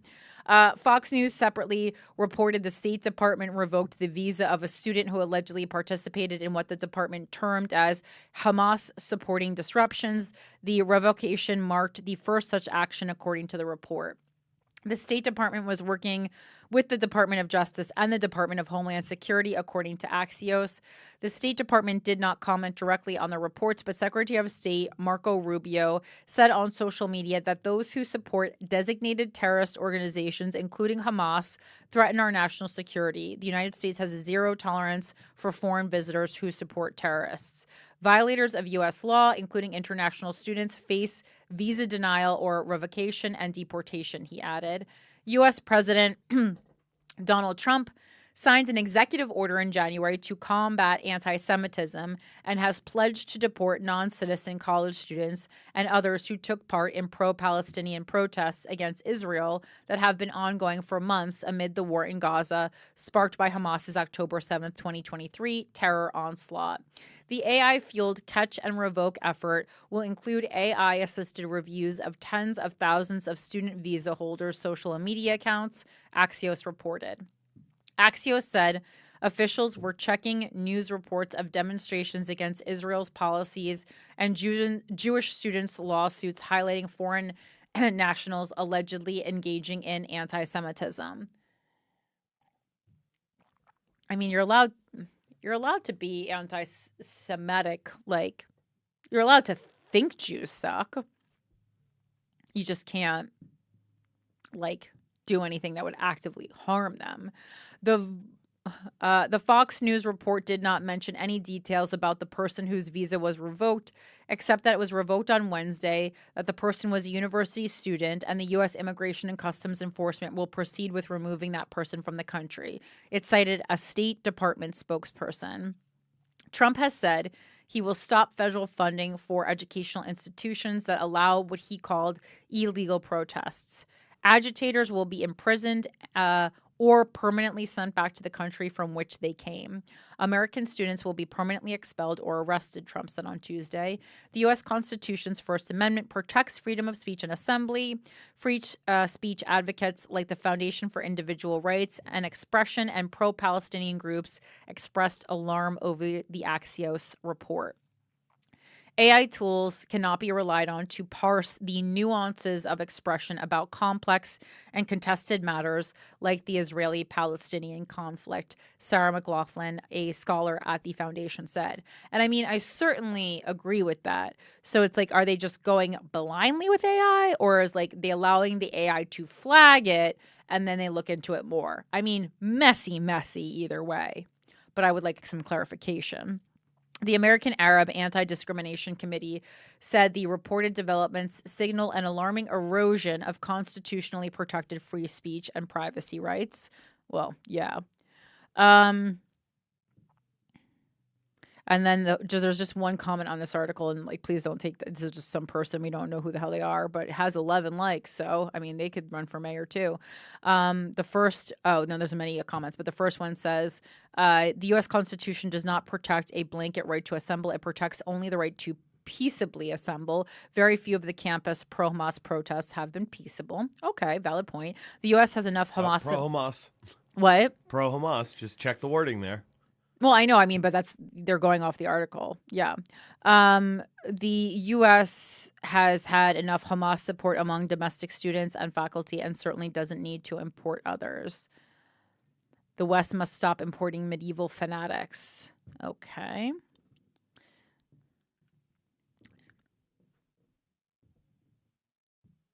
And then someone at the bottom goes, free speech unless it's against Israel. Yeah, good point. All right. So that's for all that. I know we talked about not going crazy over bills, so I just want to briefly talk about this one bill that has been floating around. This is from chemistryworld.com. Bill to ban all Chinese nationals from receiving U.S. student visas causing alarm. I'm only doing this because I think it pairs nicely with these other stories. But again, I don't want to be alarmist about bills. There's a million bazillion bills that are introduced all the time. Most of them will never see truly see the light of day. So this is the U.S. research community has been appalled by legislation that would block all Chinese nationals from receiving student visas. The bill's sponsor, West Virginia Republican Riley Moore, who introduced to Congress on March 14th, said it will prevent the Chinese Communist Party from using U.S. academic institutions as platforms for espionage. I love when they introduce espionage. I would love to hear this person from West Virginia, and I'm sorry, that is a little bit rude to people from West Virginia. I don't know that a lot of my listeners are from West Virginia, though. I would love to hear someone from West Virginia talk about espionage and how the Chinese are doing it. I just would love them to float that by me. However, opponents argued that it would harm the competitiveness of U.S. research universities and science. In announcing the legislation, Moore noted that nearly 300,000 Chinese nationals come to the U.S. on student visas every year. Yeah, we need Chinese people because we're stupid.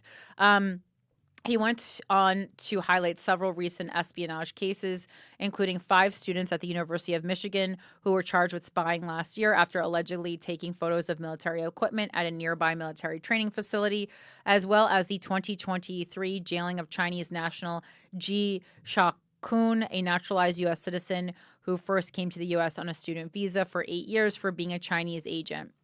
Last year, he was part of a prisoner swap with China that led him and 2 others being sent back to China in exchange for 3 Americans held by China on charges of spying. Congress needs to end China's exploitation of our student visa program, Moore stated. It's time we turn off the spigot and immediately ban all student visas going to Chinese nationals. His bill has attracted 5 co-sponsors in the House of Representatives, and Florida Republican Ashley Moody has introduced companion legislation in the Senate. Such legislation would not have been taken seriously in the past and would have been considered impossible to pass through both chambers of Congress and signed into law. Now there is concern that it might be possible with the Republicans in control of the Senate and the House of Representatives and Donald Trump in the White House. I have been predicting this for some time, says Zhejiang Zi, a Chinese-American physics professor at Temple University in Philadelphia, who was arrested in 2015 and charged with spying, but was later vindicated when the U.S. government dropped its case against him. It's going to happen, and it is going to help China retain talent and deprive the U.S. of fresh talent, he adds, suggesting that the chance of the bill becoming law is more than 50%. Students from China have been a key part of U.S. preeminence in scientific research, explains Joanne Padron-Carney, Chief Government Relations Officer at the American Association for the Advancement of Science. Analysis by Georgetown University's Center for Security and Emerging Technology, CSET, in October 2020 concluded that the Chinese nationals comprise 16% of all graduate students in science, technology, engineering, and math STEM fields. Across those STEM disciplines at U.S. universities, 2020 estimates suggest there are around 46,000 Chinese undergraduates, 40,000 master's students, and 36,000 PhD students. Historically, U.S. universities have attracted the best and brightest students from all over the world, Carney tells Chemistry World. And just because of sheer populations, countries such as China and India have always been number one in terms of the number of students that come to the U.S., she adds. So any kind of restrictions there means that they will not be that it will not be our nation that will be attracting the best and brightest talent to come to our institutions to study and work. It will be other nations. Piali Sengupta, a biologist at Brandeis University, U.S., agrees. You only have to look at the composition of faculty in STEM departments, winners of prestigious awards and society memberships, and indeed Nobel Prize winners to assess how Chinese immigrants have enriched our scientific enterprise, she states. And I mean, there's a whole other conversation about the quality of specifically STEM education in America, and the fact that if, obviously this is a xenophobic bill, but if we were to introduce a bill like this was actually to pass, that it would not only be xenophobic, it would also put us behind in technology. Like that, what a larger conversation about the quality of education that Americans are getting and how dumb we are. China is investing heavily in science, and this, along with all the other restrictions on research currently, will only serve to make the U.S. fall behind and cede our long and hard-won leadership in science to others. In a post on the social media platform Blue Sky, Sengupta noted that she had an excellent postdoc candidate from China, but has advised him to look at labs in Europe or Asia. Leaving aside the death spiral of science funding and free speech here, hard to recommend coming here on a visa right now. Tragic to lose talent, she wrote. U.S.-based organizations such as NAFSA, Association of International Educators, and the Asian American Scholar Forum have also stepped up to oppose the bill. Chinese students, scholars, and faculty collaborate with their American counterparts to produce important research, spark innovations, and foster mutual understanding, ultimately making the United States safer, stated Fanta Aw, the executive director and chief executive of NAFSA. Given how interconnected our world is, severing educational ties with China will harm U.S. economic competitiveness and hurt members of the Asian diaspora in this country, including American citizens. And then I'm going to end with our main story, which is about our buddy Trump and the Department of Education. Starting with the right, this is from Fox News. Trump to sign executive order to abolish the Department of Education. Trump will need approval from Congress to fully nix the agency. And it starts with like a little nation's report card that says reading below basic level. Fourth graders 40%, eighth graders 33%. Math performed at a proficient or advanced level. Fourth graders 40%, eighth graders 28%. Not surprisingly, President Donald Trump is moving forward with plans to abolish the Department of Education. Trump is expected to sign an executive order following through on a campaign promise to disband the department, claiming on the campaign trail that the department was full of radicals, zealots, and Marxists. A White House fact sheet states that the move will turn over education to families instead of bureaucracies. God help us.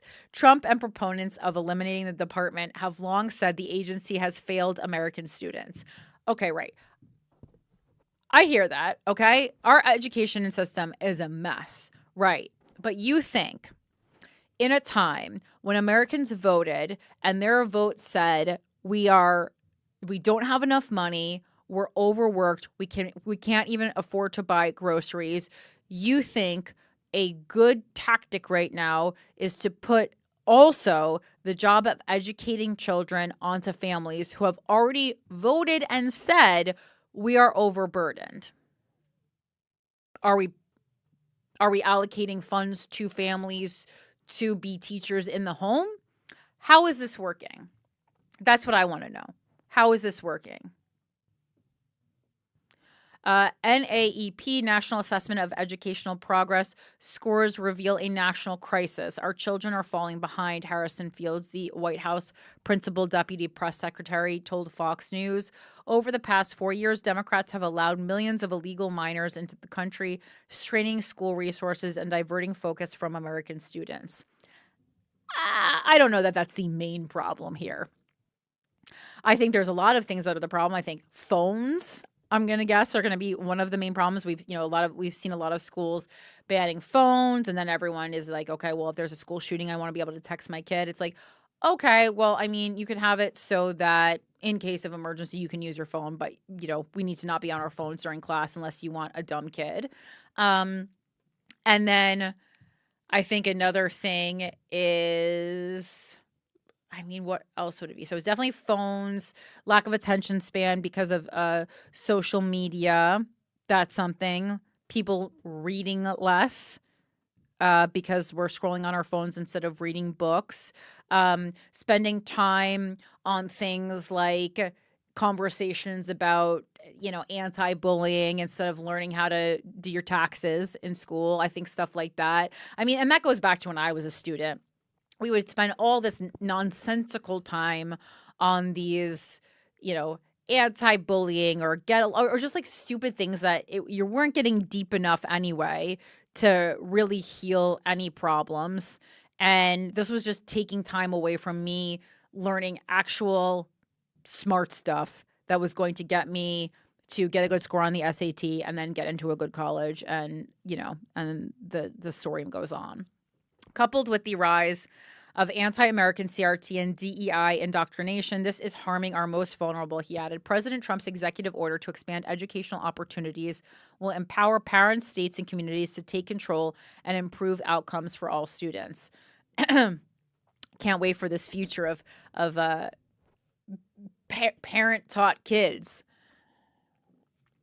The directive comes after the Senate voted to confirm Linda McMahon, former CEO of World Wrestling Entertainment, to lead the agency on March 3rd. McMahon issued a memo later that day outlining her support for the Trump administration's plans for the department and that she would oversee a new era of accountability in the agency's final days.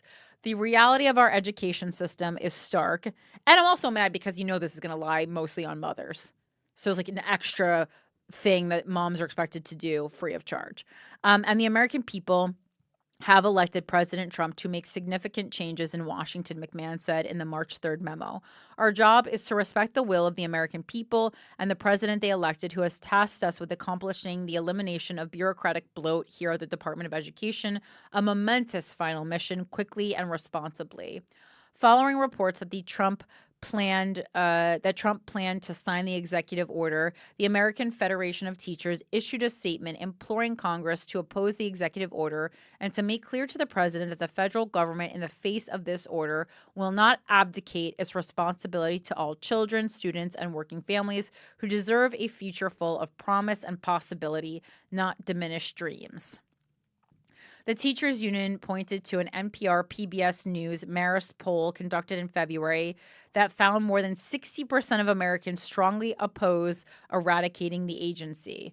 The Department of Education and the laws it is supposed to execute has one major purpose: to level the playing field and fill opportunity gaps to help every child in America succeed.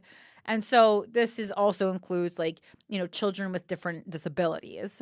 The American Federation of Teachers President Randy Weingarten said in a March 5th statement, trying to abolish it, which, by the way, only Congress can do, sends a message that the president doesn't care about opportunity for all kids. Well, I mean, we knew that. Maybe he cares about it for his own kids or his friends' kids or his donors' kids, but not all kids. Despite spending billions of dollars on education, student outcomes haven't fared any better. The White House cited 13 Baltimore high school students in which no students tested proficient. White House cited 13 Baltimore high schools in which no students tested proficient in mathematics in 2023, as well as money spent to teach radical ideologies. I would like to know what these radical ideologies are. Because it's not that are we talking about these kind of acceptance things? I don't agree that they're radical ideologies, but if we're talking about these little supplemental programs that that schools do like to spend time on,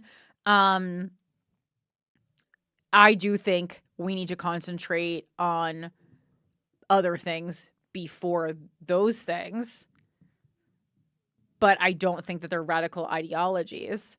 And then also, if, there's this gap of knowledge that we're talking about, sometimes for I have a bias here because I have a home where, if I came home and said I was gay or whatever it was, I would have been accepted.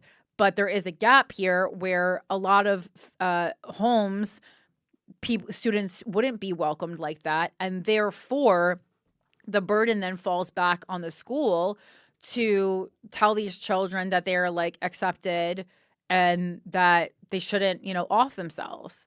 So, all right, maybe when you bring a child into the world, do your job of loving them no matter what. And then we wouldn't have to teach these radical ideologies in school, because I do agree. I think we should be learning math or coding, it seems, or STEM. With math is included in STEM. The Trump administration recently canceled $226 million in grants under the Comprehensive Centers program that forced radical agendas onto states and systems, including race-based discrimination and gender identity ideology, the fact sheet states. Under the Biden administration, schools have been forced to redirect resources to comply with ideological initiatives, social experiments, and obsolete programs. The White House said. In addition, Trump has supported bringing education back to the states and rethinking of schools. I want every parent in America to be empowered to send their child to public, private, charter, or faith-based school of their choice, he said. The time for universal school choice has come. As we return education to the states, I will use every power I have to give parents this right. Despite Trump's order, the president needs Congress to sign off on eradicating the agency under Article 2 of the U.S. Constitution. Such a measure would require 60 votes to pass in the Senate, and there are only 53 Republicans currently. Still, there is some appetite in Congress to eliminate the department. For example, Representative Thomas Massie, Republican Kentucky, introduced a measure January 31st to nix the Department of Education by December 2026. Unelected bureaucrats in Washington, D.C., should not be in charge of our children's intellectual and moral development, Massie said. in a January 31st statement, states and local communities are best positioned to shape curricula that meets the needs of their students. Schools should be accountable.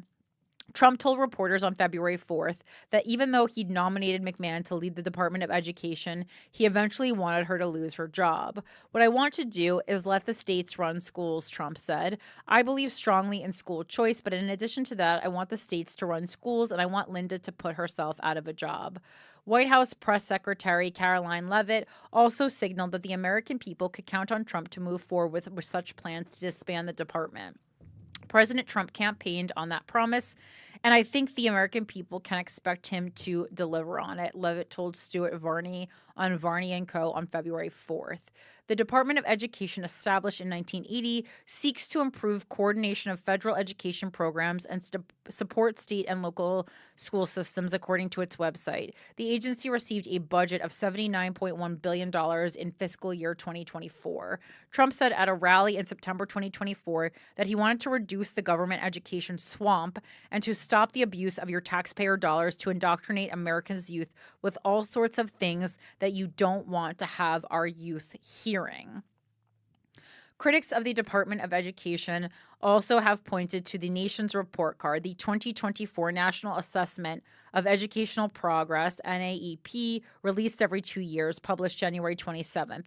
The exam tests 4th and 8th grade students and found almost stagnant math scores for 8th graders in comparison to 2022, and reading scores dropped 2 points at both grade levels.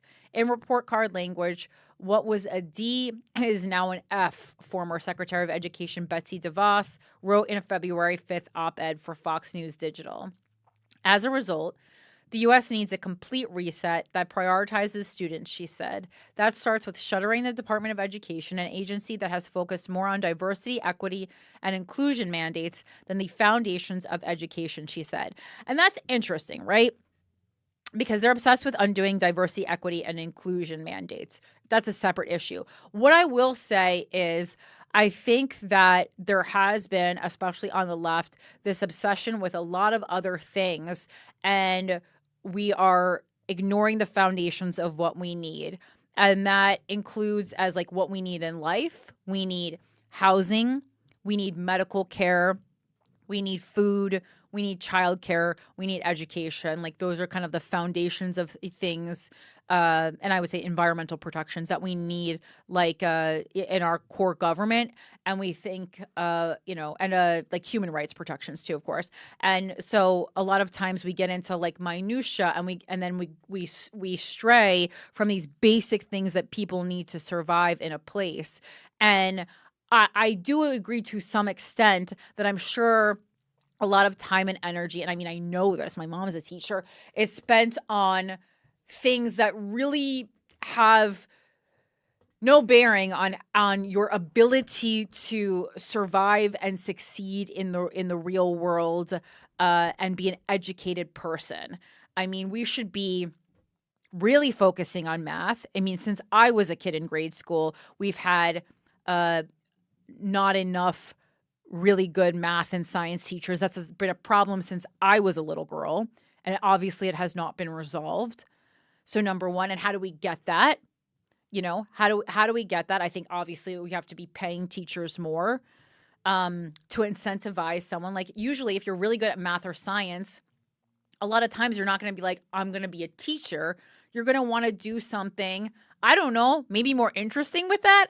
Not that being a teacher isn't interesting. That's not what I'm saying. But like if those are your interests, like probably teaching like science and math to young people, you're probably just like so far advanced that that's not really it's going to stimulate you. But if you just happen to be really smart and like children, that sounded weird, but like you enjoy sharing your love of math and science with children. I think if there was a good enough monetary incentive, it's possible. And then also now add to the equation that you're stepping into a room where everyone is below the grade level, or most of the people are below the grade level they're even supposed to be at. So the mountain you have to climb is that much steeper. Because I do agree. It's like, okay, well, if our students are struggling with the basic things that you learn in school, math, reading comprehension, literacy, Yes, we don't need to be doing programs about anything else. And it's not because of homophobia or xenophobia or racism or misogyny. It's because we are dumb and it is going to be the downfall of American society as we know it. That's why. These children are our future. They're going to be our nurses, our doctors, our engineers, or none of those things because they won't be able to do any of those things. And then we're going to have robots take care of us in nursing homes. Is that what you want? So, the way this administration goes about things is always so fucking horrific. But there are parts of this, and it's not undoing the Department of Education. But I like, there is a certain point where I see what they are saying. Like, that we need to get back to some foundational things that we don't need to have an argument about. You don't need to have an argument about arithmetic. You don't need to have an argument about reading comprehension. I'm sure you could, work in an argument about what you are reading to improve reading comprehension and literacy. But let's just get back to reading. There's only so many hours in a school day. And I remember all these supplemental programs that I went through as a kid. And again, I have a bias because I've always been me. So no puppet program about bullying or whatever was going to affect me in any way positively or negatively. That's just not shit that's going to work on me. But maybe for some kids it does. I don't know. I didn't really see a difference in any of my classmates after we went to these puppet shows or these speeches. And when I think about the skills that I want, I think the Department of Education could certainly introduce some more modern programming. But to me, it would be things like learning how to critically think while taking the news story, how to decipher real news from fake news. And there should not be any bias on that because we're using two sources from two main things. You can use Fox News for all I care. You could do what we do on the show basically as part of the curriculum. I think that would be a really interesting class instead of, some of these other programs. And then I highly think there should be a money management class for young people. You live in a capitalist nation. You should graduate at least high school having some idea how to manage a bank account, how to invest, and how to do your taxes. Those are all things that I wish I had learned in school. Meanwhile, Democrats pressed. Yes, Mike, you have a question? No, sorry. I have a caller at the end of this article. Okay, cool. Meanwhile, Democrats pressed the Department of Education for more information about its future in February amid concerns that the Trump administration would shutter the agency. We will not stand by and allow this to happen to the nation's students, parents, borrowers, educators, and communities, the lawmakers wrote in a letter to Acting Secretary of Education Denise Carter on February 5th. Congress created the department to ensure all students in America have equal access to a high-quality education. And that's the part of the Department of Education that is important, right? It's that everyone, no matter your socioeconomic background, your religion, your race, if English is your first language, your abilities, whether they be physical disabilities you might have, learning disabilities, etc., that's what the Department of Education is about. And I think that in a lot of ways, the Trump administration has made it more about all these, I don't know, self-helpy, more little puppet shows that I agree I've sat through as a kid and I think are stupid. And again, those are the things that should be taught at home, really. Acceptance, not that they are, but that's the kind of things you want someone getting in their home life. I don't want parents teaching math. I do want them teaching acceptance. But again, if parents aren't doing it, then where does the responsibility fall? I don't know. Congress created the department to ensure all students in America have equal access to a high-quality education and that their civil rights are protected no matter their zip code. All right, caller. Yeah. So you asked for the literature that Mahmoud was putting out around campus. Crystal, who was very recently a PhD student at Columbia, sent this in. And she is Oh. on the line. Crystal, are you there? Oh, thank you. I knew Yeah, I knew I'm here. someone Can would you hear have me? this. Hi, Crystal. Yes. Hey there. So yeah, I just wanted to share because as you were talking about it, I remembered seeing this flyer before. Yeah. So I can confirm that this was definitely handed out at Columbia, and I'm pretty sure that Mahmoud was at this protest. It was the one at Barnard at like the last week of February. Okay. Yeah. And I think this is like one of the biggest ones that people are using in the argument against him. Whether or not he actually made it himself is a different story, but he was definitely participating in a place where this was being handed out. And I know he plays a big role in, Columbia apartheid divestment. Oh, right. Yeah, we talked about that last week. Okay, so for those of you who are perhaps only listening to the audio version, it's a flyer and it's a picture of a boot stomping on a Star of David, and it says "Crush Zionism." I feel like the stomping on the Star of David could be like offensive, but again, like allowed for sure.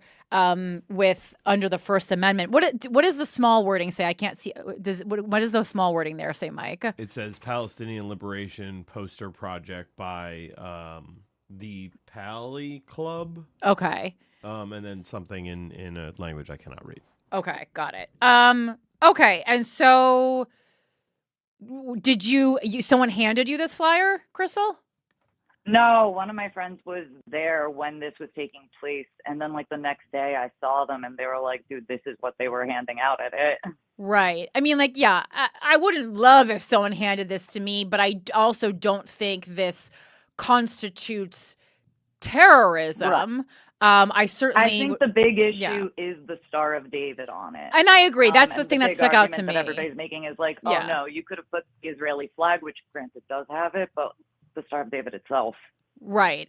And I think this is, again, a part of the conversation again that, being Jewish and Zionism are two different things. And yeah, the Star of David being there is just like, okay, well, that feels very anti-Semitic. If you put any other group or race or symbol for any other type of person under a boot like that, I mean, it would be a straight up hate crime.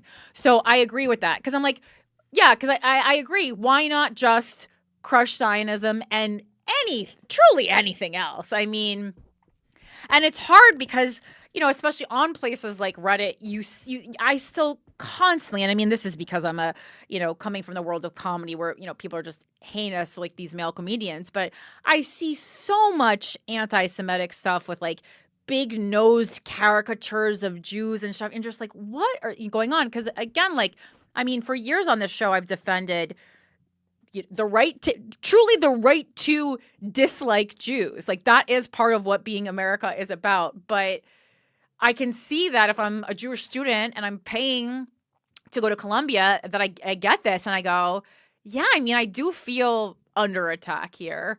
Again, I don't think constitutes terrorism, or if I was handed that, I would be like, this guy needs to be deported. I certainly don't think that. But it's just like, why? Why? They just needed an excuse. Yeah. But I do see how, like, yeah, a boot could, kind of suggest some violence. Yeah. But yeah, absolutely. The violent. Yeah, absolutely.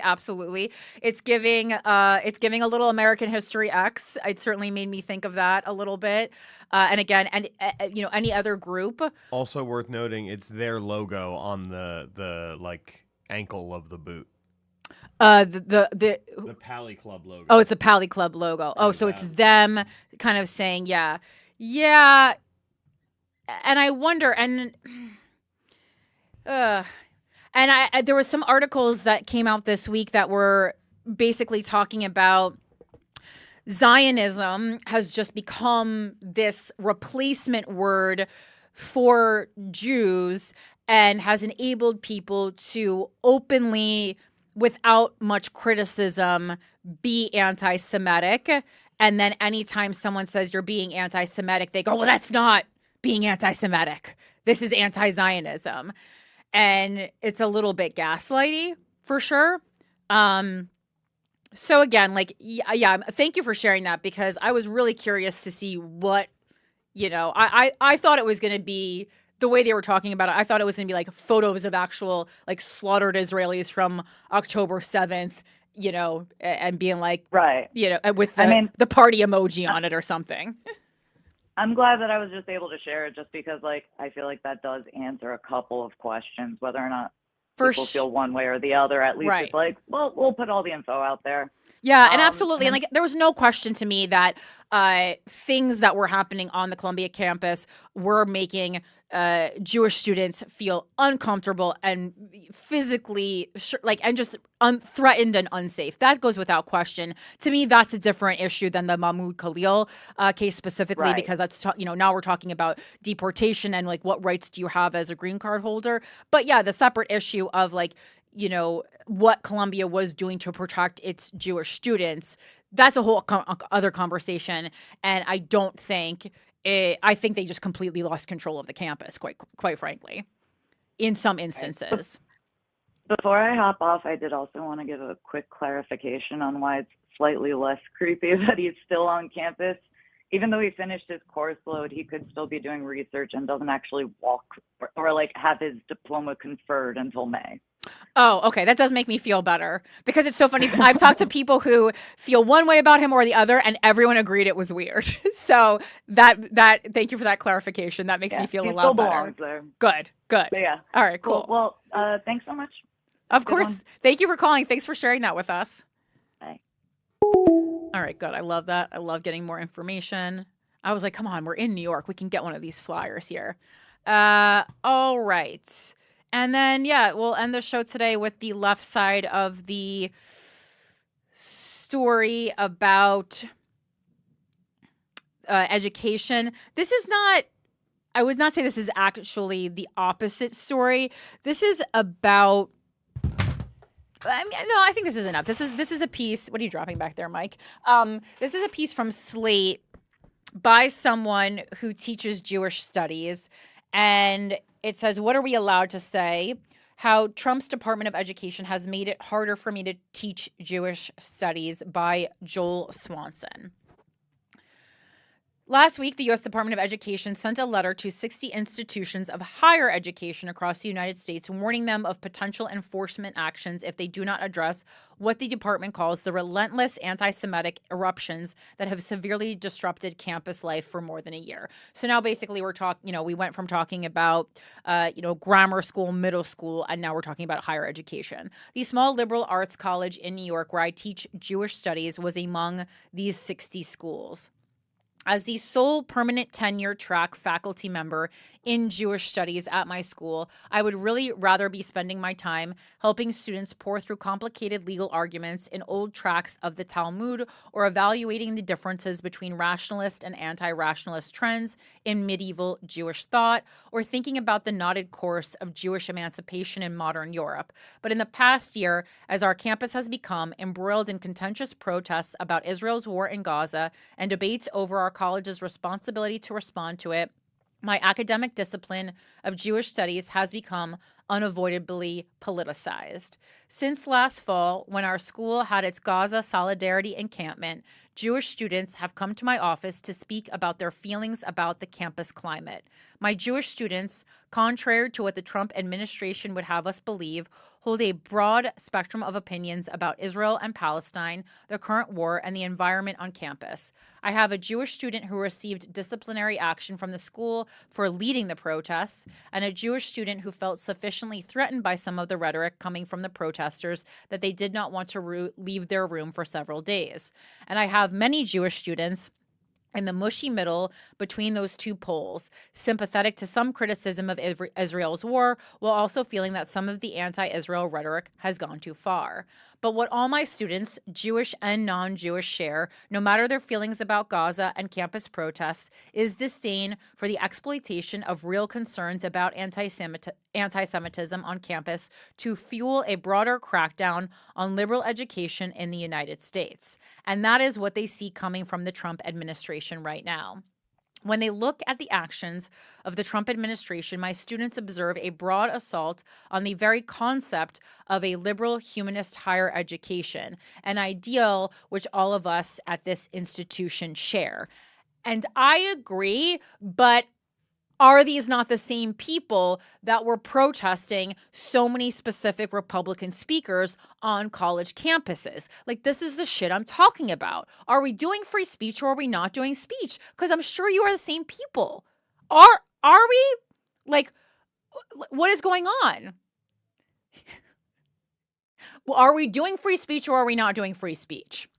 They see an administration cutting funding for necessary academic research to make examples of universities, even when that will hurt Jewish students. They see an administration detaining a Columbia alumnus with a valid green card for, while he was a graduate student, protesting the actions of the State of Israel, even while the administration admits he was not breaking the law. And they see an administration which entered office with detailed plans to dismantle higher education in this country root and branch and is now seizing its opportunity to do just that.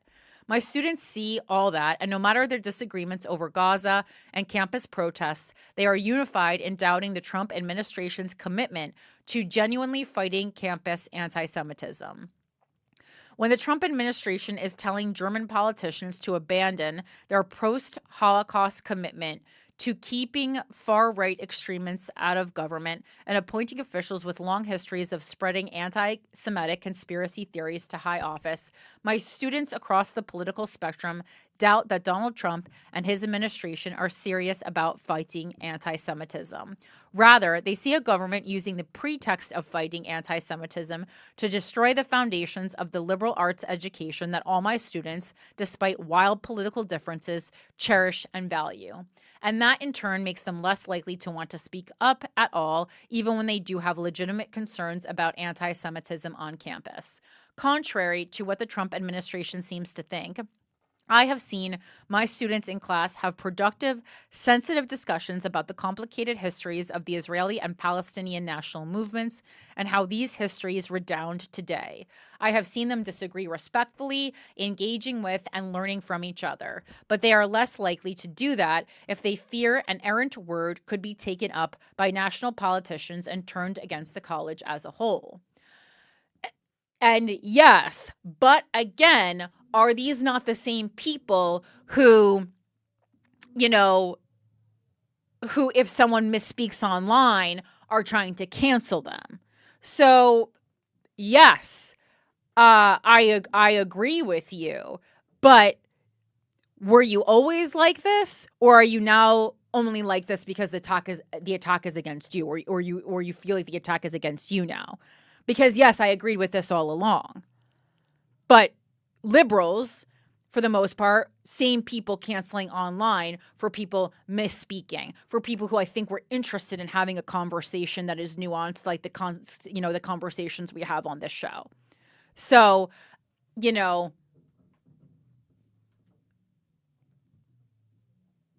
that's what really bothers me about this piece. Much of my time is spent thinking and teaching about the transformations in Jewish identity that occurred as Jews gradually left the ghettos and acquired equal rights of citizenship.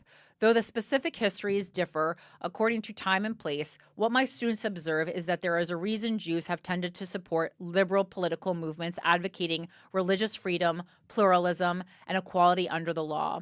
As a long persecuted minority, Jews tend to do better in such political environments. Trump, in contrast, is pointing us away from the liberal pluralist values that have secured Jewish thriving in the United States and toward an earlier model by which Jews related to sovereign governments. The court Jew, those Jews of Europe who made themselves indispensable to non-Jewish rulers by providing financial services and other support to the crown.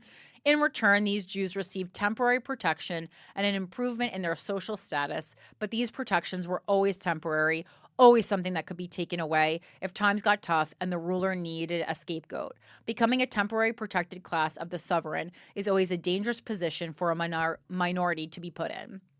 Earlier this year, our college received another directive from the Department of Education informing us that in the name of fighting diversity, equity, and inclusion initiatives, a right-wing boogeyman that is as universal and as spectral an enemy for Trump now as communism was for the House Un-American Activities Committee and Joseph McCarthy in the 1950s, we are no longer permitted to educate students about implicit biases during freshman orientation as we have long done. This directive, however, came with a large asterisk. We are still permitted to educate students about anti-Semitism. Anti-Semitism education, in other words, receives a special carve-out from broader anti-DEI policies. Jews get to be the special minority group receiving temporary protection from the government. Not only does this separate Jews from other students with which we might stand in solidarity, but it makes it impossible to educate students about the actual forms that anti-Semitism today takes. Imagine, for example, trying to teach about the 2018 Pittsburgh synagogue shooting, the deadliest anti-Jewish violence in American history, but being banned from teaching about the shooter's well-documented hatred of immigrants, which he linked to his hatred of Jews, whom he blamed for bringing immigrants into the United States. The mere thought of teaching about anti-Semitism this way is absurd. And yet this is precisely what the Trump administration's policy of allowing us to teach our students about anti-Semitism, but banning education about xenophobia and anti-immigrant hatred would accomplish. By making Jews his personal pet minority, his court Jews, so to speak, Trump is making it impossible for us to link anti-Semitism to other forms of bigotry and thereby to understand it in its real historical context. And I think, as we often see when someone becomes the teacher's pet, all the other kids in the classroom hate that kid more. That is exactly what's going to happen with the Jews. So if, as the writer says, Trump makes Jews his personal pet minority, that is only going to make anti-Semitism worse. And we've already seen it. My students learn about this history, and they see parallels between the long history of governments temporarily protecting Jews and how the Trump administration is now instrumentalizing Jews and Jewish safety, turning us into scapegoats for a larger crackdown on higher education across the country. Right now, Trump may say that he is acting on behalf of Jews, but a government that can detain student activists extrajudiciously if it does not like their speech is a government that has abandoned its commitment to the liberal values that have made the United States possibly the greatest place for Jews in diaspora over many centuries. By claiming to be acting on behalf of Jews while engaging in a preconceived right-wing ideological fight against the American university, the Trump administration gets a double win. They can claim to be acting on behalf of a powerful minority group, feeding into anti-Semitic narratives of shadowy Jewish power behind the scenes, while disguising the true nature of the Christian nationalist influences standing behind this campaign against higher education. Then, if people start to actually miss the valuable research being done at these institutions of higher learning, American Jews will be made to take the fall for an assault on higher education that the American right has wanted to undertake since long before October 7th, 2023. There is real anti-Semitism on college campuses and in American society more broadly, and it deserves to be addressed. But that would mean investing more in education to learn critical lessons from history, and it would mean having difficult but necessary discussions about Israel and Palestine and the relationship to Jews and Palestinians living in the United States, discussions involving the kinds of questions I know my students are fully capable of posing. But my students tell me they are now less likely to speak out, knowing how easily their concerns can be exploited by a hostile administration. So when the Trump administration sends a letter to our college, turning us into a symbol of the liberal arts education model he is trying to decimate, I want to send them a letter right back saying, stay away from our campus. Our students deserve better than to be your pawns. Interesting piece. Interesting piece. And that right there ends our show for today, folks. Thank you so much for joining me on Without a Country. Thanks for your thoughtful insights, your emails, your calls. As always, you can follow Without a Country on Instagram at Without a Country Podcast. You can subscribe to the show on YouTube, Without a Country. I'm at Philanthropy Gal on social media, and more importantly, at Corinne Fisher for Mayor to follow my campaign. Mike is at Them Harrington. If you want to donate to my campaign, you're going to head over to CorinneFisher.com. Again, we're creating jobs over here, baby. You're creating jobs for the good people of America, the youth of America, and you're helping people to engage with their government. So you're really doing a good thing. I appreciate you. And of course, if you're a local, we still need volunteers. We'll need them for the duration of the campaign. But actually, if you sign up, please be willing, know that you're going to get a follow-up email that says, this is the schedule for the week. Pick some shifts. Please come, all that information is at CorinneFisher.com. Continue tagging me in, stories about the press. Send me anything right into local journalists. All these things are super helpful, and I appreciate them very much. And Mike, do you have anything to promote? Yeah, this Thursday, New York Comedy Club on East 4th Street, 10 p.m. show. I got Anxiety Attack. Mike Rainey's going to be there. Emma Willman's going to be there. It's going to be a lot of fun. You guys should come out. Tomorrow, great show. Great show. Just for the live listeners. And then first week. That's hot. First weekend of April, Fifth Company Brewing in Perryville, Maryland. What else are you doing, Perryville? Wow, that's nice. I'm sure also they feel doing micro warm and wrestling. loved. I'm also doing commentary for micro wrestling the night before. Of course you are. Perryville, baby. Wow. What happens in Perryville hopefully stays in Perryville. I don't know. I guess it sounds fine. If the little people want to wrestle, let them wrestle. Who's stopping them? That's not on me. That's their own. They have their own autonomy. All right, great. That's our show. Thank you so much for being a part of it. I appreciate you. Go critically think. Have a good day. Bye. Love